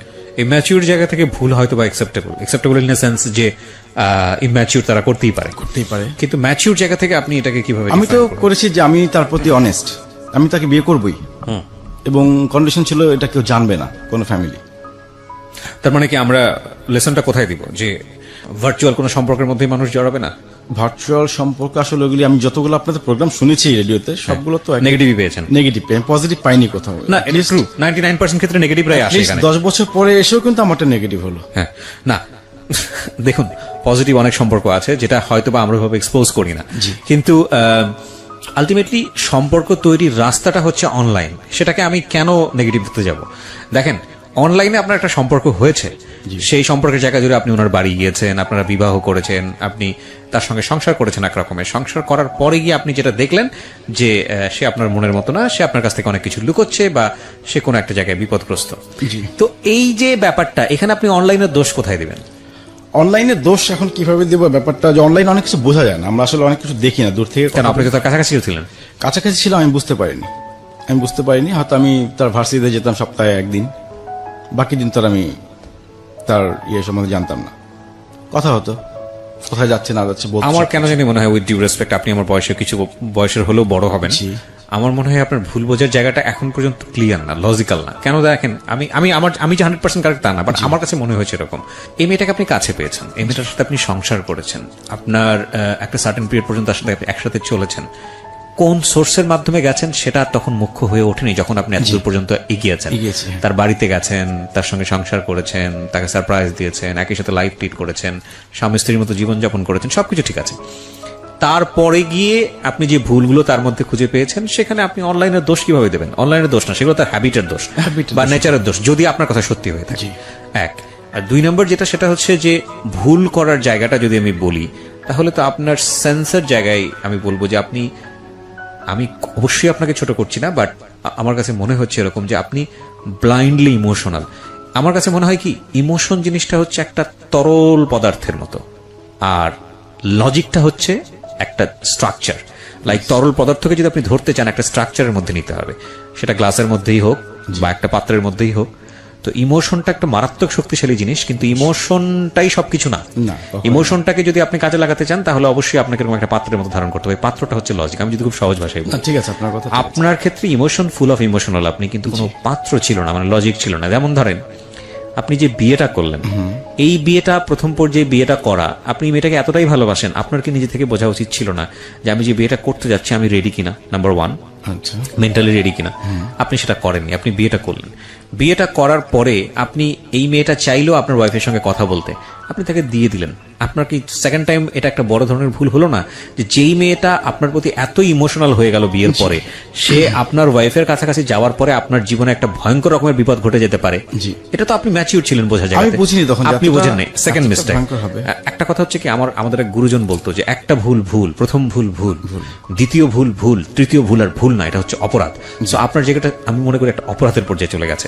দেখেন, এরপরে থার্ড স্টেপে এসে আপনার ওয়াইফের কথা যদি আমি বলি, প্রথম স্ত্রী, তিনি আপনাকে সতর্ক করলেন কি, যে ঠিক আছে তুমি আর ওনার সঙ্গে কথাই বলো না, এই মেয়েটার আমি উইক পয়েন্ট বুঝতে পেরেছি। আপনি তখনও শেষ করে দিতে পারতেন। আপনি সেটা না শেষ করে আপনি তার সঙ্গে লুকিয়ে হোক, যেভাবে হোক কথা বলেছেন। এটার ফলাফল হচ্ছে 1 বছরের মধ্যে আপনার ফার্স্ট ওয়াইফের সঙ্গে আপনার ডিভোর্স। একটা সাজানো গোছানো সংসার সেটা তৈরি হলো, যদি আপনি লজিক হিসেবে দেখেন, এই মেয়েটার জন্য, যে মেয়েটা আপনাকে পাত্তা দিল না, আপনি সংসার করা শুরু করলেন, আবার এই মেয়েটাই সংসারটা ভেঙে দিচ্ছে। আপনি যতই তাকে ব্লাইন্ডলি লাভ করেন না কেন, এটা তো একটা সুস্থ মানুষের লক্ষণ না। না, সুস্থ মানুষের বলতে তখন তো আমার তারপর দিয়ে ছিল যে সুইসাইড কখন করে, সুইসাইড না করে যাতে, ব্যাপারটা ছিল এরকমই। প্রতিদিন আমাকে বলতো সে সুইসাইড করবে, ব্লেড নিয়ে ঘুমাচ্ছে, রক কেটে দেবে। এবং আপনি তাকে তখনও দেখেনও নি। দেখেন কত ভয়ঙ্কর রকমের একটা ব্যাপার, ইমোশন। একটা মানুষকে না দেখা মানুষের প্রতি কত ভয়ঙ্কর ইমোশন হতে পারে, কত পাওয়ার হতে পারে সেটা। যে মানুষটাকে সে দেখেনি এখন পর্যন্ত, সেই মানুষটার জন্যে সে তার সাজানো গোছানো 1 বছরের সংসার সেটাকে বিসর্জন দিয়ে দিল। মানে আমি sorry to say, too much emotional. এবং আপনার জায়গাটাই যে খুব এক্সট্রিম লেভেলে তা না, বাংলাদেশে এরকম অসংখ্য মানুষ আছে, অসংখ্য মানুষ আছে, পরিণতিটা ভালো হয় না। রেডিওতে বহুবার আমি গল্পগুলো নিয়ে এসেছি, বহু অ্যাঙ্গেল থেকে নিয়ে এসেছি, পরিণতি ভালো হয় না। কারণ আমরা যে আমাদের বাপদাদাদেরকে দেখে এসেছি, বা আমাদের পরিবারের কথা যদি বলি, এত বছরের পর বছর তারা সংসার করেন কিভাবে, এত এত এত বাচ্চা কাচ্চা নিয়ে, সেভাবে সে অর্থে তাদেরকে আমরা বিনোদনের জায়গাতে আমরা দেখি, তেমন একটা বিনোদিতও হওয়ার কোনো সুযোগ নেই। এতগুলো বাচ্চা কাচ্চা সামলাচ্ছেন, তারপরে আবার বছরের পর বছর একটা মানুষের জন্য অপেক্ষা করে যাচ্ছেন, সংসার করছেন, রেসপেক্ট করছেন। তারা তো আমাদের মতো অতটা লিটারেটও না। আমি যদি ওই জেনারেশনের কাছে যাই, তাহলে তারা এত সুন্দর করে সংসার করেছেন কিভাবে? কখনো কি এটা জিনিস একটা চিন্তা করেছেন? অবাক লাগে জিনিসগুলো। অবাক লাগার আমার কাছে মনে হয় যে এটা যদি আমরা ফাইন্ড আউট করি, তাহলে একটা জিনিস আমরা বুঝতে পারবো, সেটা হচ্ছে যে তাদের মধ্যে এই জিনিসটা ছিল যে সংসার। ওকে, আমি অনেকবার একটা জিনিস দেখেছি এই অনুষ্ঠানগুলো করতে গিয়ে, অভিজ্ঞতা হয়েছে, বা আমি অনেক শুনেছি অনেকের কাছে। খুব সুন্দর একটা কথা আছে যে বিয়ের পরে না ওই লাভটার থাকে না। ধরেন একজন মানুষ দুজনকে প্রায় 8-10 বছরের সম্পর্ক বিয়ের পরিণতির দিকে গেল, এবং তারপর দেখা গেল সম্পর্কটা আর ওই ভালোবাসার জায়গাটাতে নাই। দুই একটা আছে এক্সেপশনাল এক্সাম্পল। আমাদের মধ্যে এরকম কোনো প্রবলেম কখনোই ছিল না, কারণ আপনারা একসঙ্গে থাকেননি। থাকিনি, কারণ আপনারা এক ঘরের মধ্যে থাকেননি লং টাইম। সেটা হতো এক ঘরের মধ্যে উঠলে হয় কি, সম্পর্কটা ধীরে ধীরে ক্ষয়ে যেতে, ওই ইমোশনটা ক্ষয়ে যেতে থাকে। তার মানে কি আমরা ইমোশন ক্ষয়ে গেলে সরে যাই না। মজার বিষয় হচ্ছে এই ইমোশনটা, এই লাভটা তখন এক ধরনের রেসপন্সিবিলিটিদের রূপ নেয়। মনের অজান্তে, হ্যাঁ ভালো হয়তো বাসেন না, মনে হচ্ছে তার জন্য আমার অন্তর পড়ে না, কিন্তু দেখবেন যে খাবার টেবিলে বসে ওই মানুষটা যদি না থাকে, বা সে যদি রান্নাটা না করে দেয়, বা সে যদি আপনার কাপড়টা সুন্দর করে পরিষ্কার না করে দেয়, স্ত্রীটা যদি না করে দেয়, বা আপনি যদি তার জন্য নিয়ম মতো জিনিসগুলো না করেন, তখন দেখবেন যে এক ধরনের খারাপ লাগছে মনের মধ্যে, যে কি যেন নাই, কি যেন নাই, কি যেন নাই। এই যে ব্যাপারটা, এটাও কিন্তু লাভ এই দিকে টার্ন করে। তো আমি কথাগুলো এই কারণে বলছি যে আপনি তো পরিণত ছিলেন, এবং আপনার বাবা মায়ের নিশ্চয়ই একটা সুন্দর সম্পর্ক দেখে আপনি বড় হয়েছেন। অবশ্যই। তাহলে আপনার জায়গাটা থেকে এত বড় ভুল, আমরা আসলে ওনাকে প্রশ্নবিদ্ধ করতে চাই না প্রিয় শ্রোতা। আমরা আসলে যে কথাটা বলতে চাচ্ছি, দেখুন আমি একটু বলি। Sure sure. ভুল হচ্ছে আমাদের ব্যক্তিগত কিছু প্রবলেম ছিল, একেবারে যে শুধু একটাই কারণে ডিভোর্স হয়েছে তাও কিন্তু, মানে আপনার ওয়াইফের সঙ্গে আপনার ব্যক্তিগত প্রবলেম। কিন্তু আমার কেন জানি মনে হয় যে সম্পর্কের এই যদি অল্টারনেটিভ অপশনটা না থাকতো, তাহলে আমি নিজে মনে হয় না যে ডিভোর্সটা হতো। আমি নিজে স্বীকার করি ডিভোর্সটা হতো না। এক্স্যাক্টলি, এটা আমি স্বীকার করি। এটা আমি খুব মনে করে বিশ্বাস করি যে একটা সেপারেশন, মানে ধরেন একটা সম্পর্কের মধ্যে সেপারেশন হওয়ার একটা ব্যাপার চলে এসছে, সেটা যদি এরকম হয় যে ওখানে তৃতীয় পক্ষের কেউ নাই যার উপর ডিপেন্ড করার মতো, বা সেপারেট করে অন্য একটা ছেলের সাথে ইনভলভ হওয়া, বা অন্য একটা মেয়ের সঙ্গে ইনভলভ হওয়া, যতক্ষণ পর্যন্ত এই অপশনটা ক্রিয়েট না হয়, ততক্ষণ পর্যন্ত এই সম্পর্কটা বারবার জোড়া লাগার সুযোগ থাকে। অবশ্যই আমি এটা স্বীকার করছি যে আসলে ওই সমস্যার সাথে যদি আমার যোগাযোগ না হতো, তাহলে সম্পর্কটা হয়তো কন্টিনিউ। আপনি এত সহজে সিদ্ধান্ত নিতেও পারতেন না বিয়ের পরে যে ঠিক আছে ডিভোর্স হয়ে যাচ্ছে 1 বছরের মাথায়, যেখানে আপনি বারবার এই মেয়েটাকে জোড়া লাগানোর জন্য যোগাযোগ করেছেন, ও করেছে, বিকজ অল্টারনেটিভ অপশন নাই। আমরা আপনার কথা যদি সত্য হয়ে থাকে যে এই ভদ্রলোক দাদাকে যাকে বলছেন, সে তার জীবনে এসছে, এইটা যদি অপশনটা যদি না থাকতো, তাহলে হয়তো ওর জন্য এতটা শক্তিশালী অবস্থানে যাওয়ার সুযোগ হতো না।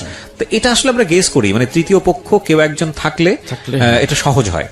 কিন্তু আমার জায়গা থেকে কেন জানি মনে হয় আপনার জীবনের সবচেয়ে বড় ভুলটা হলো বিয়ের পরে এই ধরনের একটা সিদ্ধান্ত নেয়? যোগাযোগটা কন্টিনিউ করা তার যোগাযোগ সাথে। কন্টিনিউ করা এবং ভয়ঙ্কর রকমের বাজে একটা সিদ্ধান্ত নেয়। আমি শুধু যোগাযোগ করেছিলাম ওর কথা চিন্তা করে, পিচ্ছে একটা মেয়ে যে কোনো ডিসিশন নিতে পারে, ইনকেস ও যদি কিছু করে আমার কি হবে। আমার কি হবে বলতে কি আপনি বিপদে পড়ে যাবেন এরকম কিছু, বা সুইসাইডাল কেস? সুইসাইডাল কেসে অবশ্যই আমার একটা ডকুমেন্ট থাকতো, সেটাও মাথার মধ্যে আসেনি তখন, কিন্তু আমার কথা নিজেকে তখন মানে বুঝ দিতে পারবো না যে আমার জন্য একটা মেয়ে। It's a difficult situation but you can handle it. Even কিভাবে সে হ্যান্ডেল এরকম করতে পারতেন? আমার বিয়ের পর একবার ট্রাই করেছিল। না, সে আমি আমাকে আসি, খেয়েছিল। এটা অনেক সময় অনেকেই করে থাকে এবং এগুলোকে খুব সফটলি হ্যান্ডেল করতে হয়। আচ্ছা, আপনি কিভাবে হ্যান্ডেল করতে পারতেন? আপনার কি মনে হয় এখন অল্টারনেটিভ সলিউশন কি হতে পারতো? এই সিচুয়েশনের জীবনে হয়তো অনেকেই পড়ে, অনেক ছেলেরাই পড়ে, অনেক মেয়েরাই পড়ে। কিভাবে হ্যান্ডেল করা যেতে পারতো? আপনি ওই সময়টাতে কি করতে পারতেন? আমার উচিত ছিল ওর সঙ্গে যোগাযোগ টোটালি কন্টিনিউ না করা। না, কিন্তু আপনি তো এটা করলে, আপনি যদি মনে করছেন যে সে সুইসাইড করে ফেলতে পারে, তাহলে আপনি বের হবেন কিভাবে এখান থেকে? এখন বের হওয়ার তো কোনো অপশন আমি পাইনি। Exactly, there is option, lot of option. আপনি যেটা করতে পারতেন, আপনি ওনার বাবা মাকে জানাতে পারতেন। আচ্ছা, সেটা সহজেই আপনি 4-5 জনকে ফোন দিয়ে বলতে পারছেন ওর সাথে আমার সম্পর্কটা এরকম ছিল, আচ্ছা। ঘটনা এখন এদিকে দাঁড় করিয়েছে, ও বিয়ের পরে আমার সঙ্গে যোগাযোগ করছে, ও যে কোনো রকম একটা দুর্ঘটনা ঘটিয়ে ফেলতে পারে, সুতরাং ওকে টেক কেয়ার করেন। আপনি এটা ওর বাবা মাকে জানিয়েছেন, জানার পরে আপনি একটা রেকর্ড রেখে দিতে পারতেন যে আমি ওটা ইনফর্ম করেছি। আমার মাথাতেই ছিল না এরকম কোনো চিন্তা ভাবনা। এটা আপনার উচিত ছিল। এবং একটা লাভ ইজ ট্রুলি ব্লাইন্ড, লাভটা অনেকখানি ব্লক করে দেয় আমাদেরকে। সেটাই আমি শুধু শেষে একটা কথাই বলবো, প্রিয় শ্রোতা, আমাদের কারোর দিকে আঙ্গুল তোলার কোনো ইচ্ছা নেই। যে ভদ্র মহিলাকে নিয়ে আজকে এখানে কথা হলো, তার প্রতিও আমরা সম্মান জ্ঞাপন করছি। একজন মানুষের কথা শুনে আরেকজন মানুষের দিকে আঙ্গুল তোলা যায় না, বরং ওনাকে শুনুন আপনার জীবনের একটা শিক্ষা হিসেবে। আমরা সবাই ভালোবাসবো, মানুষ পৃথিবীতে এসেছে ভালোবাসার জন্যই, ভালোর তো অবশ্যই আমরা বাসবো। এবং যে মানুষটাকে নিয়ে সংসার করছি তাকে যদি ভালো নাই বাসতে পারি, তাহলে তো এটা তো আসলে শুধু দায়িত্বের জায়গা না, ওই ভালোবাসাটুকুও তো থাকতে হবে। কিন্তু আমরা যখন ভালোবাসি তখন আমরা এতটাই অন্ধ যাতে না হয়ে যাই যে এই মানুষটা যদি আমার জীবনে না থাকে তাহলে আমি যেন শূন্যের ওপর না থাকি। আপনার এখন বিজনেসের কি অবস্থা? বিজনেস মোটামুটি চলছে এখন। আপনার এই ধরনের সম্পর্কের কারণে কি বিজনেসে কোনো ক্ষতি হয়েছে বা কোনো ধরনের বড় প্রেশার পড়েছে? ক্ষতি তো কিছু হয়েছেই। আমি মাঝখানে একটু বলিনি জিনিসটা, আমি মাঝখানে একটু অ্যাডিক্টেড হয়ে গিয়েছিলাম। কি নিতেন? 3 মাস এই ড্রিঙ্ক করতাম। আচ্ছা, আর ভবিষ্যৎ জীবন নিয়ে কি চিন্তা করছেন? আমার আপাতত কোনো চিন্তা ভাবনা নাই যে আমার বিয়ে করার চিন্তা ওকে ফলো করেন আপনি এখনো, ভার্চুয়ালি ফলো করেন বা কোথায় কি যাচ্ছে না যাচ্ছে এগুলো খোঁজ না, খবর রাখেন? এগুলো এখন টোটালি করি না, এখন একদম টোটালি বাদ। আপনি রাইট নাও কত এজ? 38 আপনার বয়স? বর্তমান 38।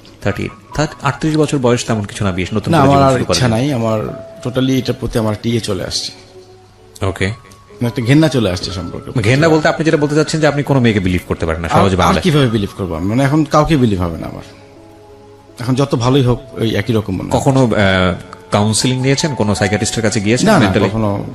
You should try. আমি নিজে এগুলি ভালো বুঝি। এটা একটা আরেকটা বড় আমরা প্রত্যেকটা মানুষই এই জিনিসটা জানি, এটা জানি, কিন্তু আমাদের মনে করি যেটার প্রয়োজন না। আমি জানি তুমি ভুল করেছি না, কিন্তু সাইকিয়াট্রিস্টের কাছে গেলে এই ধারণাটা ভুল ভাঙে। ওনারা অনেক সময় অনেক ভালো সময় দেন। আপনি খুব ভালো একজন সাইকিয়াট্রিস্টের কাছে যান, you need some counselling and believe me, হয়তো আপনার কোনো উপকার হবে।